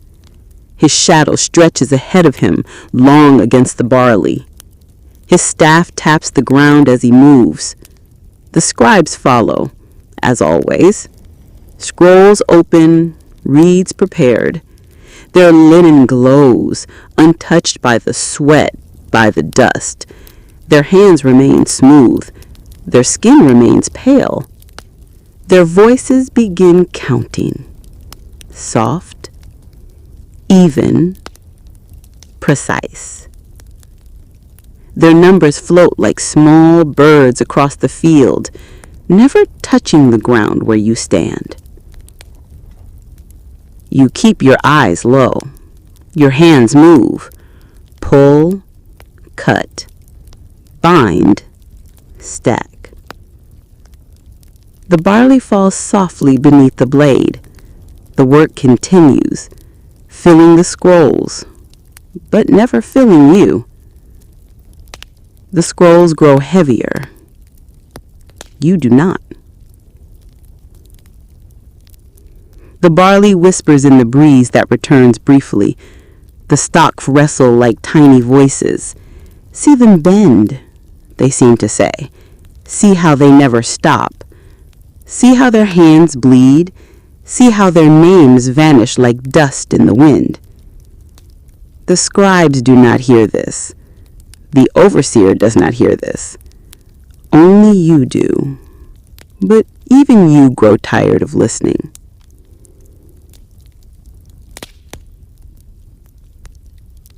The hours pass. The sun climbs. The heat swells. The sweat stings your eyes. The cloth wraps grow darker. The ache deepens. But you continue. There is no choice. The barley waits for no one. Finally, the scribes close their scrolls, binding them tightly with cord. The overseer nods once more, his staff tapping the ground as he turns back towards the village. The counting is complete. For today. Your labor reduced to numbers. Your pain reduced to nothing. You straighten slowly, wincing as your spine unfolds. Your gaze follows the lines of neatly bundled stalks, standing in silent rows. The field is full of your work. The field does not remember your name. The walk home feels distant, as if your body moves without you inside it. Your sister walks ahead, her water jar balanced perfectly, her bare feet avoiding each familiar stone. The smoke of the village drifts upward in thin, swirling lines, joining the fading color of the sky as the sun lowers itself. Small fires flicker into life. Evening has returned, as it always does. You sit by the fire with your family. The stew is thin but warm. The bowl rests heavy in your hands. You drink it slowly, feeling its heat fill the hollow space inside you. Your siblings lean against each other, eyes closing before the bowls are emptied. The baby sleeps soundly against your mother's chest. Your father watches the fire, his beer untouched, his eyes lost somewhere far beyond the flickering flame. The stars begin their quiet vigil above you. The moon hangs again, sharp and pale, watching from its place above the temple walls. The priest's chants rise softly behind the wind, carried upward by the steady beat of distant drums. Their voices rise for the gods. The gods listen to them, or so you are told. You lie back on your mat, the straw beneath you pressing into your skin. The fire cracks softly as it lowers itself into embers. The frogs croak, the crickets hum, the wind breathes, and you wonder, as you often do, when does this end? When does the work become something else? When do these hands matter? The questions fade, carried off like smoke into the night. There are no answers here, only the waiting, only the fields, only tomorrow.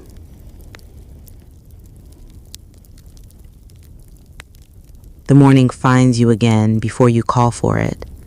The air is cool, but it carries the familiar promise of heat waiting just beyond the horizon.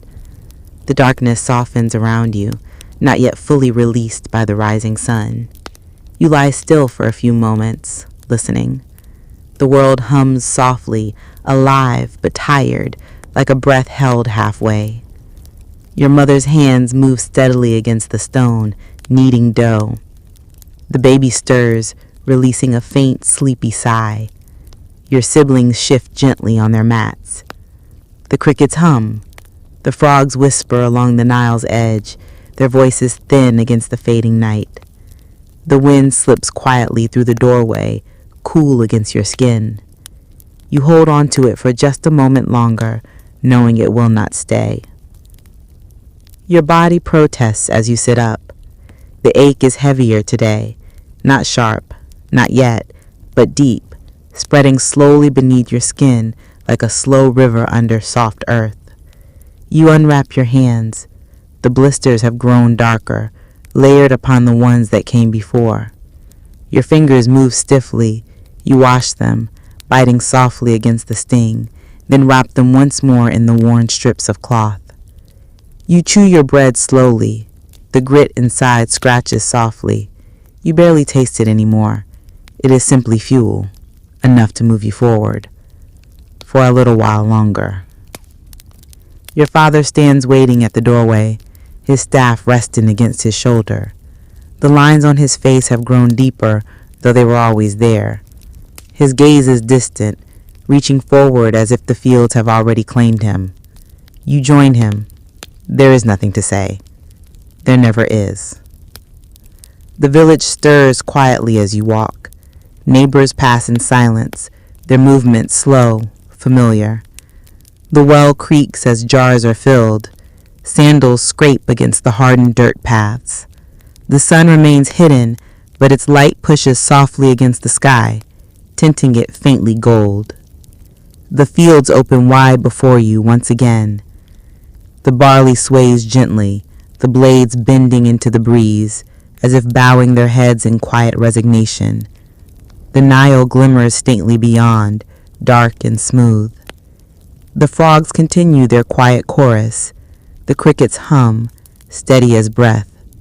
Their voices feel like old companions now, filling the empty places inside you where questions once lived. You take your sickle. The handle presses into your hand, resting against the swollen flesh beneath the cloth. It fits you. You fit it. You begin. Pull. Cut. Bind. Stack. The rhythm moves you forward like a slow tide. There is comfort in its certainty. There is mercy in its repetition. It leaves no room for thinking. The sun rises. The breeze weakens. The air grows heavy, thickening with heat that presses into your skin like a slow, steady weight. Sweat gathers quickly. The dust clings to you. Your breath grows slower, heavier. The ache in your back deepens. You lower yourself further, trying to ease the pull across your spine. The sickle moves. The barley falls. The bundles grow. The crickets sing. The frogs call. The day stretches forward without end. The overseer appears again, his staff tapping softly against the earth as he moves. His shadow reaches ahead of him. The scribes follow. Scrolls unrolled, reeds dip fresh. Their linen remains white. Their skin remains smooth. Their hands remain unstained. They speak in low voices, marking tallies, recording numbers. Their world remains distant, untouched by yours. They see the grain. They see the count. They do not see your hands. They do not see the quiet exhaustion beneath your skin. You keep your head low. You let the rhythm carry you. Pull. Cut. Bind. Stack. One after another until the field behind you fills with quiet stacks. The barley whispers as the breeze brushes across it. The stalks seem to speak softly to one another. See how they bend. See how they do not stop. See how they vanish beneath the sun. See how no one says their names. The scribes roll their scrolls. The overseer nods. The counting is done for today. The field is measured. Your body is not. You straighten slowly. The pull in your back holds you a little longer now before releasing. You feel your knees stiffen beneath you. The stiffness stays with you as you walk home. The path is familiar beneath your feet. The stones greet you like old friends, silent, cold, unchanging. Your sister walks ahead, balancing the water jar on her head. Her steps are careful. Her face is unreadable. The village breathes again beneath the soft evening sky. The smoke from the cooking fires twists upward into the dimming air. The stew tonight is thinner than usual. You sip it slowly, letting the warm broth settle into the hollow space inside you. Your siblings lean against each other, eyes already heavy. The baby sleeps soundly against your mother's chest. Your father stares into the fire as always, his cup resting untouched in his lap. The flames reflect in his eyes like small flickering stars. There is nothing left to say. The fire speaks enough. The stars appear once more above you. The moon rises behind the temple walls, a thin silver curve slicing through the dark sky. The priests chant softly, their drums beating gently like a second, distant heartbeat. Their voices rise to the gods. The gods remain silent to you. And you wonder, how many nights have passed like this? How many mornings have begun in this same breath? How many years until your bones rest beneath the same earth you walk every day? And who will speak your name when you are gone? The fire dies low. The wind hums softly through the cracks. The crickets sing their steady song. The frogs answer. The night folds itself around you like a heavy blanket. You lie back on your mat. Your body sinks into the familiar roughness of the straw. Your breath slows. The ache in your bones loosen under the weight of sleep. The stars blink above you, silent as always. Tomorrow will rise again. The fields will wait. The overseer will count. The scribes will write. And you will bend, cut, bind, and stack. As always. But that is a story for tomorrow night. The cool of the early morning wraps itself gently around you, but you feel the warmth hiding just beneath it, waiting, always waiting. Your eyes open before the sun appears. The world inside your small room is already stirring, though no one speaks. There is no need for words here. The sounds themselves are enough. The soft pressure of your mother's hands against the dough. The quiet pull of linen as your siblings shift in sleep. The faint squeak of the wooden door swinging open somewhere nearby. The frogs still calling from the Nile as if reluctant to surrender the night. And beneath it all, the steady hum of the crickets. Tireless, steady, unchanged. Always unchanged. You sit up slowly, carefully. Your back stiffens as it straightens, your arms pulling against the familiar weight of tight, sore muscles. The cloth around your hands has dried stiff during the night. You peel it away gently, exposing blisters that have opened and closed so many times they seem like old friends now. You wash them briefly in the small jar of water your mother leaves by your mat. The cold water bites, but only for a moment. You wrap your hands again. The work is waiting. It always is. You eat your bread slowly, biting carefully through the grit that lives inside the flour, the grit that no one speaks of, but everyone feels between their teeth. The bread tastes of earth, of smoke, of long practice. It is dry, but it fills your stomach, if only for now. Your father stands waiting, as he does each day. His staff rests lightly against his shoulder. His face carries no expression. He doesn't need one. The weight of his gaze stretches toward the fields. The work calls him like a soft voice that never stops whispering. You follow him wordlessly, stepping into the soft gray of the morning as the village stirs. Sandals slide softly against dirt. Water jars clink together at the well. Voices murmur low greetings, tired but steady. The first hints of light chase the darkness away in slow waves. The coolness begins to thin. The warmth begins to rise. The fields greet you with their endless reach.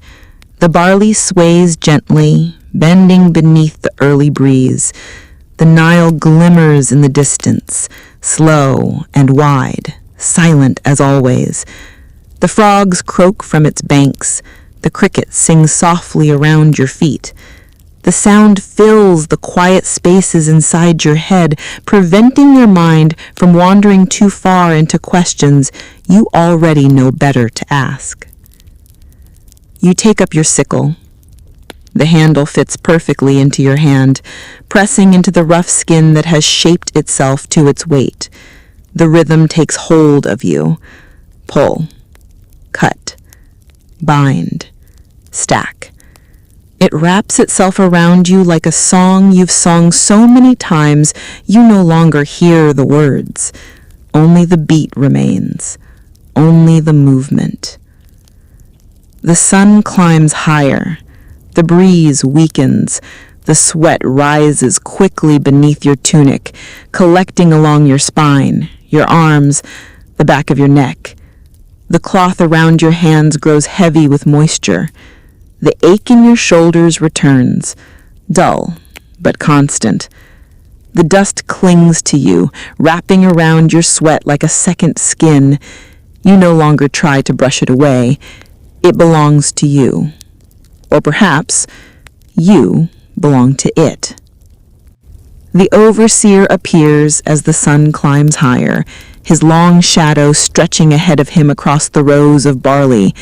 The staff taps gently against the earth as he walks, marking time, marking place. The scribes follow, as they always do. Scrolls unrolled, reeds dipped fresh in ink, their linen remains white, their skin remains smooth, their eyes remain sharp. The counting begins. Their voices are soft but clear, their numbers are precise. Their tallies fill the scrolls that grow heavier with each passing hour.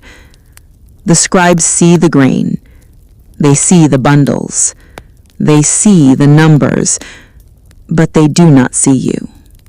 They never have. You are not part of their scrolls. You are not part of their story. You are only part of the field. You lower your eyes and continue. Pull, cut, bind, stack. The barley falls, piece by piece. The piles rise around you. The sun burns overhead. The crickets hum. The frogs call. The air thickens. You press forward. There is no choice. The work allows no room for hesitation. Hesitation is dangerous here. Hesitation is noticed. As you move, a small thought tries to rise inside you, one that has been rising slowly, quietly for many mornings now. How long can a body bend before it forgets how to stand? How many bundles must be counted before the hands that gather them are noticed? How many years before you vanish, even while alive? The barley whispers as it sways, as if answering, "No one will count you. Only the grain is counted. You are not written on the scrolls. You are not carved into the stones. You are dust. You will return to dust." And yet you continue. Not out of hope, not out of belief, simply because this is what there is. The fields, the blade, the sweat, the rhythm. The scribes finish their count. The scrolls are rolled and tied. The overseer nods once and turns away. The counting is done for today. The labor remains. You straighten slowly, feeling your back resist, your muscles pulling tight. The rows behind you stand silent, the bundles stacked neatly. The work is visible. The worker remains invisible. The walk home is quiet. You pass neighbors who walk beside you in the same silence. You pass homes leaning beneath their own weight, walls cracked, roofs bowed. You follow the same path, step after step, as your father once did, as you do now, as others will after you. The village smoke rises again into the darkening sky. The stew smells faintly of onions this time, thin but warm. You sip it slowly. Your siblings sleep quickly, their small bodies curled together, heads nodding against each other. Your mother hums softly to the baby. Your father stares at the flames, as he does each night, the same song of silence filling the room. The stars appear above you, watching as they always have. The moon rises, thin as a thread of silver over the temple. The priests sing again. Their drums beat softly, their voices rising into the darkness, climbing upward toward the gods who do not answer you. And yet you wonder, what if the gods once spoke? What if they looked away long ago? Or worse, what if they never looked at all? The fire lowers itself into embers. The wind hums gently through the gaps in the wall. The crickets continue their endless song. The frogs settle back into their slow calls. The night folds itself around you. You lie back on your mat, your breath slowing as sleep reaches you again. The stars blink above. The barley waits in the distance. The scrolls are ready for tomorrow. The overseer will count. The scribes will write. And you will rise, as always. But that is a story for tomorrow night. The night is not fully gone when your eyes open. The stars still hang above you, faint against the light slowly bleeding into the sky. The air is cool, brushing against your face as if reminding you to savor these few soft moments before the heat claims everything again. You lie still for a moment, not out of comfort, but out of weariness that clings like damp cloth. Your body aches, as it always does, not sharp, not new, but heavy, familiar, deeply woven into the muscles that have long forgotten ease. The ache is not a visitor anymore. It is you. The sounds of the small room wrap around you, the quiet pressing of dough beneath your mother's hands, the steady breath of your siblings, the soft sigh of the baby nuzzling against warmth in his sleep, the faint pop of the fire as its embers shift, the thin voice of the wind slipping through the cracks, the crickets hum, the frogs still call from the dark edges of the Nile. You sit up slowly. Your hands pulse beneath the wraps. The cloth is stiff with dried sweat. You loosen it carefully, exposing the skin beneath, red, cracked, thick where the blisters have layered themselves over time. You touch them gently, not with pity, but with acceptance. This is how hands become tools. This is how tools become invisible. The bread is waiting, dry, thin. The taste of dust hides between each bite, gritty against your teeth. You chew it slowly, not out of pleasure, but because there is no point in rushing. Hunger is never far away, but this bread, for now, quiets it. For now. Your father stands in the doorway, his staff leaning against him like a third leg. His face is drawn, but not new. The lines have lived there longer than you've been alive. He watches the distant fields even as his feet remain still. You rise to join him. There is no exchange of words. Words cost more than silence, and silence is free. The village stirs softly as you pass. A few voices trade soft greetings. A clay jar clinks softly against another as water is drawn from the well. A dog barks once, then falls silent again. The dirt beneath your feet feels cool, but it too will warm soon. The sun waits just beneath the edge of the sky, ready to stretch its hands wide over you. The fields rise in front of you once more, endless, swaying gently as the morning breathes across them. The barley leans and straightens, its thin stalks whispering softly to each other. The Nile gleams faintly in the distance, smooth and slow.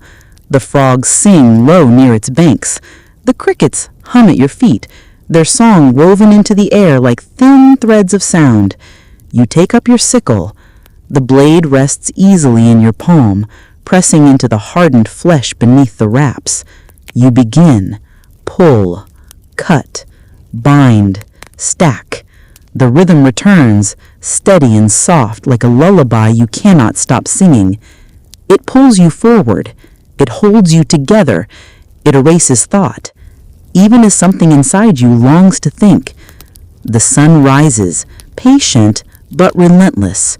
The breeze falters. The air thickens. The sweat gathers beneath your tunic. The cloth grows heavy. The dust clings to your skin, coating your arms and face like a second skin you cannot shed. The ache in your back deepens, familiar but heavier than before. You bend lower.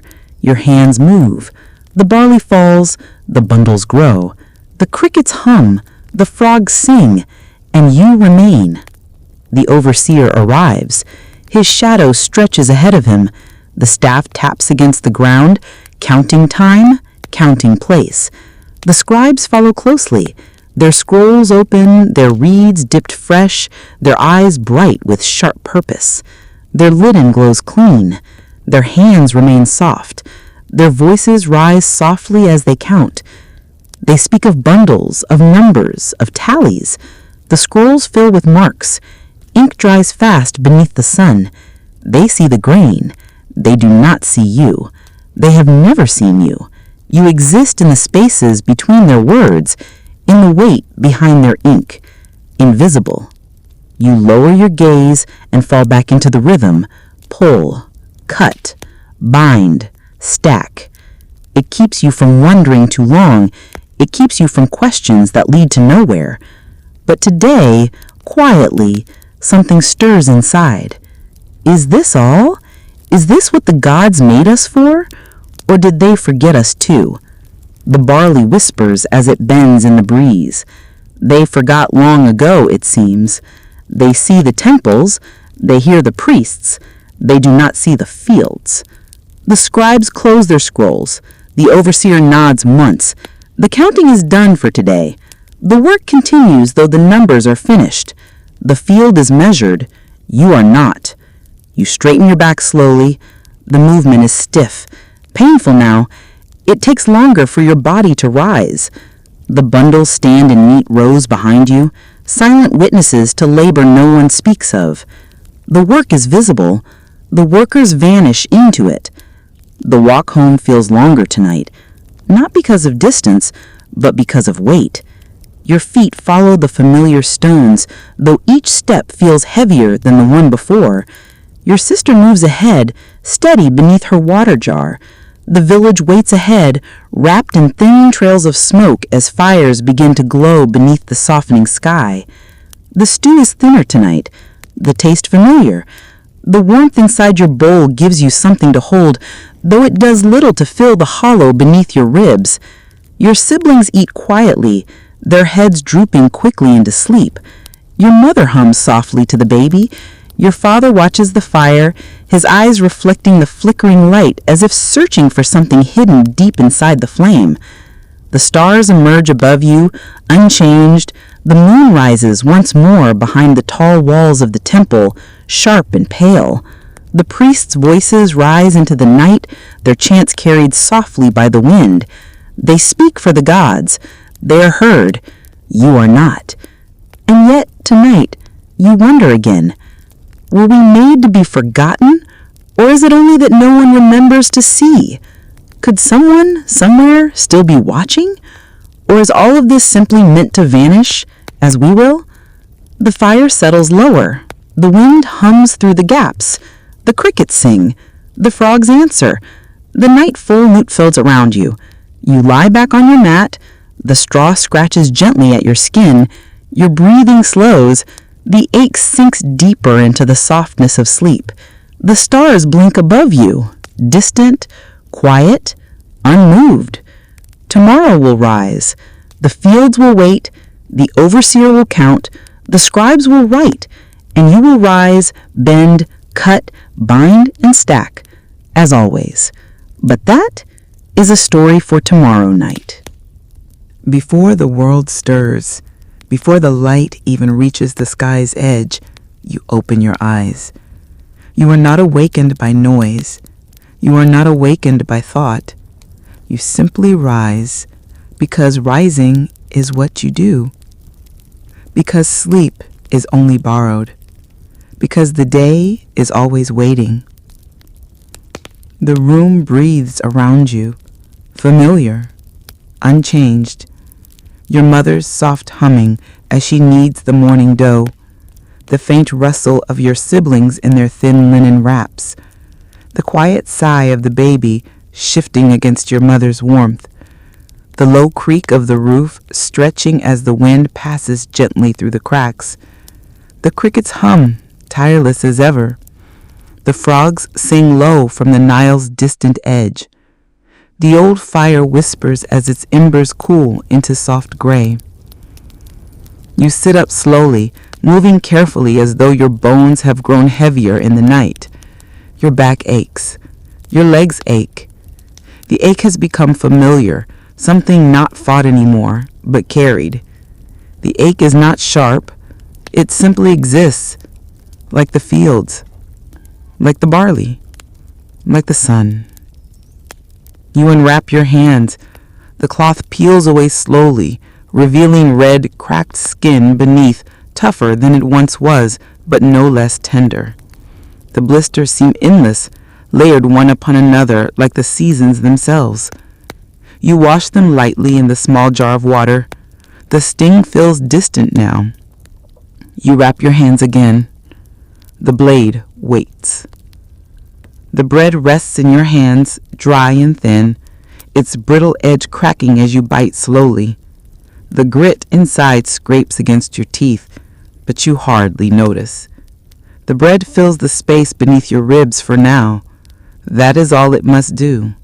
You no longer expect more. Your father stands waiting at the door. His staff leans lightly against his shoulder. His eyes are already reaching toward the fields, as if he never fully leaves them.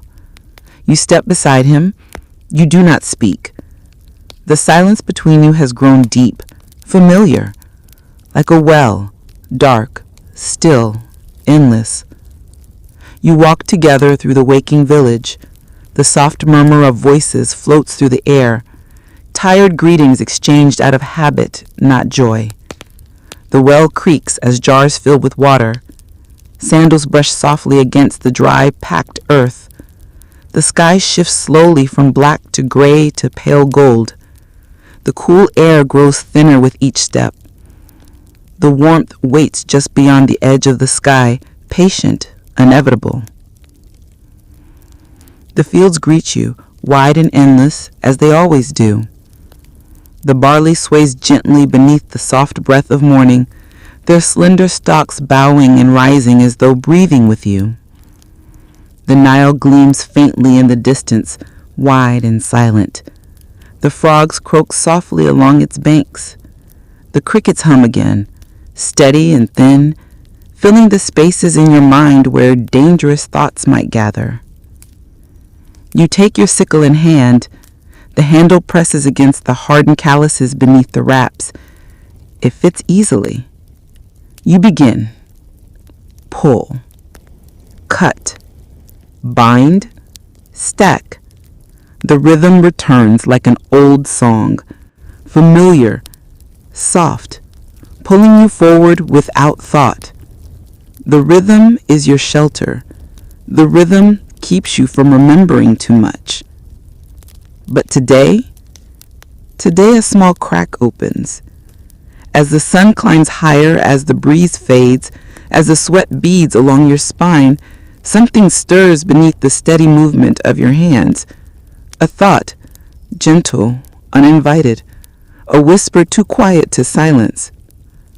Was there ever something more? Before the fields? Before the blade? Before the numbers on the scrolls? The barley whispers as the breeze brushes its tops. Not for you, it seems to say. Not for us. We bend, We fall.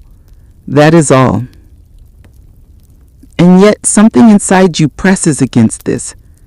Not a hope, not anymore, but a memory that feels older than you, a longing that does not speak in words.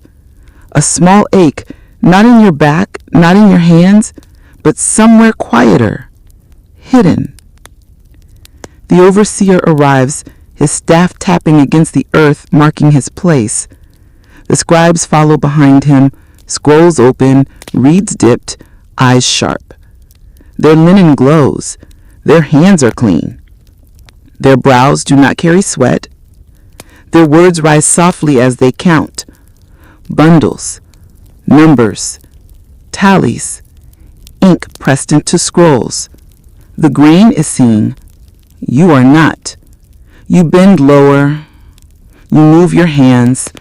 Pull, cut, bind, stack. You disappear inside the rhythm again, but the whisper remains beneath it, soft, persistent. What if there had been something else, another life, another path, another world where your hands held ink instead of blades? Would the gods have seen you then? Would your name have been written down? The scribes close their scrolls. The overseer nods. The counting is complete. The labor remains. You straighten, slower than yesterday. Your back resists, but you rise. The fields behind you are full of neat bundles, silent evidence of your work. The sun leans westward. The day softens. The weight in your body does not. The walk home feels longer. The path beneath your feet is unchanged, but your steps feel heavier, slower. The ache is spreading beyond your muscles now, settling somewhere beneath your ribs where hunger used to live, where hope used to rest. Your sister moves ahead, steady beneath her water jar, her eyes lowered.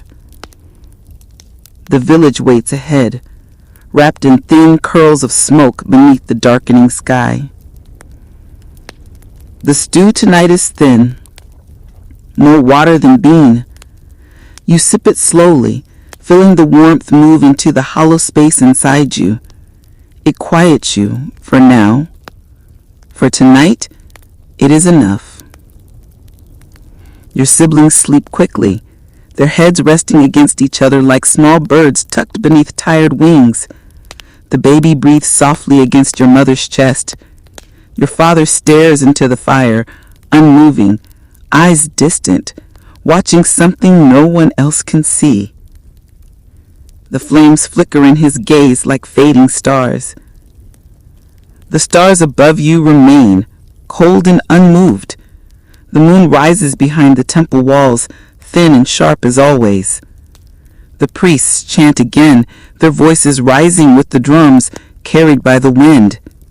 Their words reach upward. Yours do not. But tonight, as you lie back on your mat, the whisper remains, faint, but present. If not for you, then for who? If not here, then where?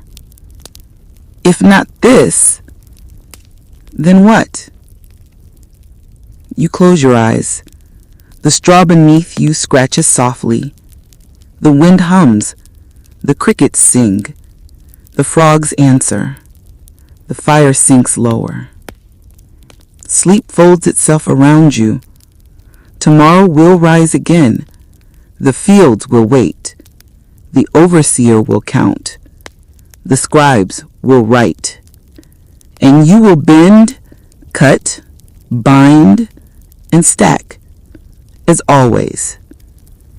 But that is a story for tomorrow night. The night fades quietly, as if reluctant to let go. You awaken before it fully releases its hold. The stars still shimmer faintly above, their pale light dissolving slowly into the graying sky. The air is cool on your skin, but you feel the weight of the day already pressing from behind the horizon. The room breathes softly around you. Your mother's hands move against the dough, steady and slow, shaping what little flour remains into small rounds of bread. Your siblings shift gently in their sleep, their breathing light and rhythmic. The baby stirs, releasing a small sigh, curling closer into your mother's warmth.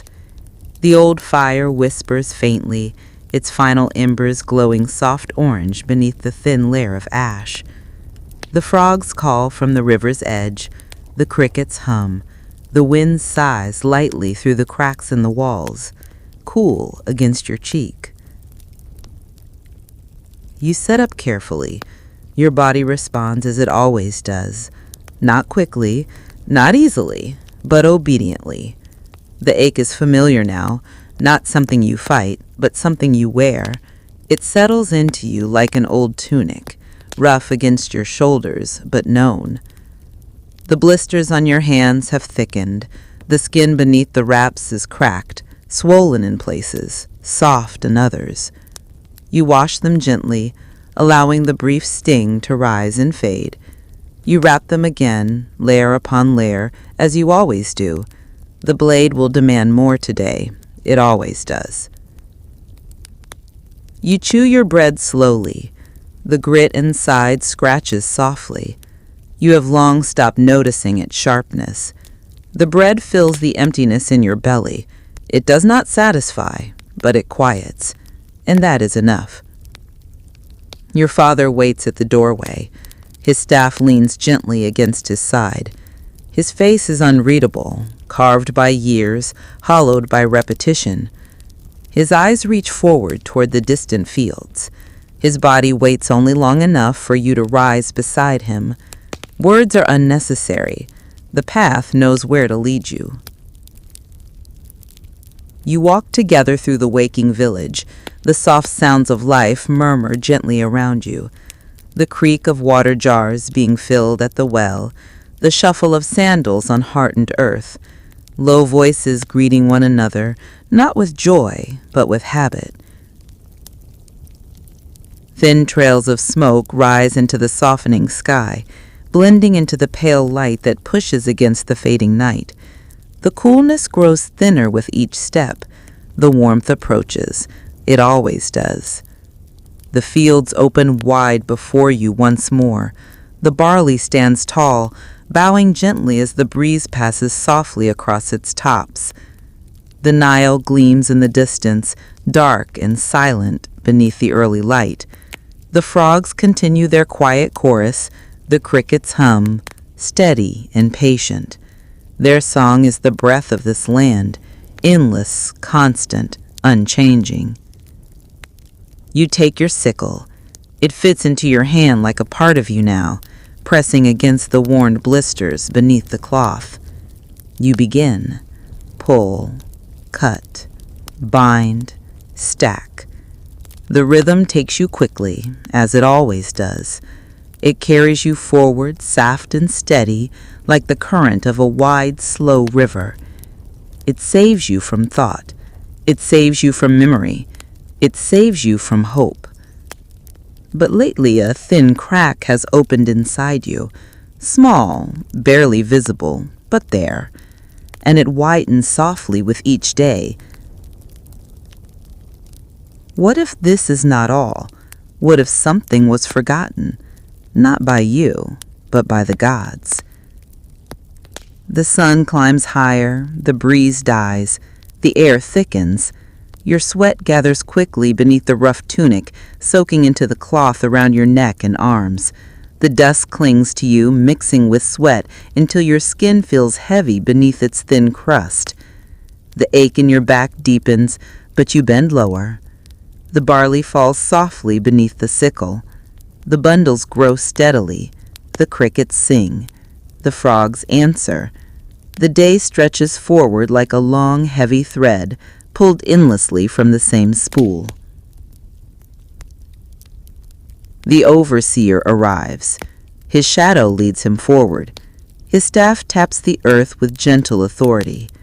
The scribes follow closely, scrolls unrolled, reeds prepared. Their linen shine clean beneath the sun. Their skin remains pale. Their voices rise in soft tones as they count. The scribes speak of grain, of bundles, of measures. Their words are for ink and scrolls, not for you. They do not count your hands. They do not count your breath. You disappear between their numbers, unseen even as you stand before them. You lower your head and let the rhythm protect you. Pull, cut, bind, stack. But this day even the rhythm feels thinner, more fragile. The whisper inside you grows louder, though still soft. Who was the first to bend? Who named the ones who cut? Who forgot the names that came after? Do the gods even know how many have cast unseen? Or have they long since turned away, their gaze fixed only on stone and gold? The barley sways softly as the breeze returns for a brief moment, as if listening. The stalks seem to answer. We bend too. We fall too. No one speaks our names either. We vanish like you. The scribes finish. Their scrolls are tied with careful cords. The overseer nods. The count is complete. The labor remains. You straighten slowly. The pull in your spine holds longer than before. You feel your knees resist. The field behind you stands in perfect order, neat bundles, silent witnesses to work that will not be remembered. The walk home is slower, the same stones beneath your feet, the same path your father walked before you, the same path you walk now, the same path your children may walk after. The weight presses more deeply now, not just in your body, but in your chest, where your breath feels thinner, where your heart feels quieter. Your sister moves ahead, her steps steady beneath the water jar. The village smokes rise once more, twirling slowly into the soft evening sky. The stew is thin again tonight. The taste is familiar. You sip it slowly, letting the warmth settle deep inside you.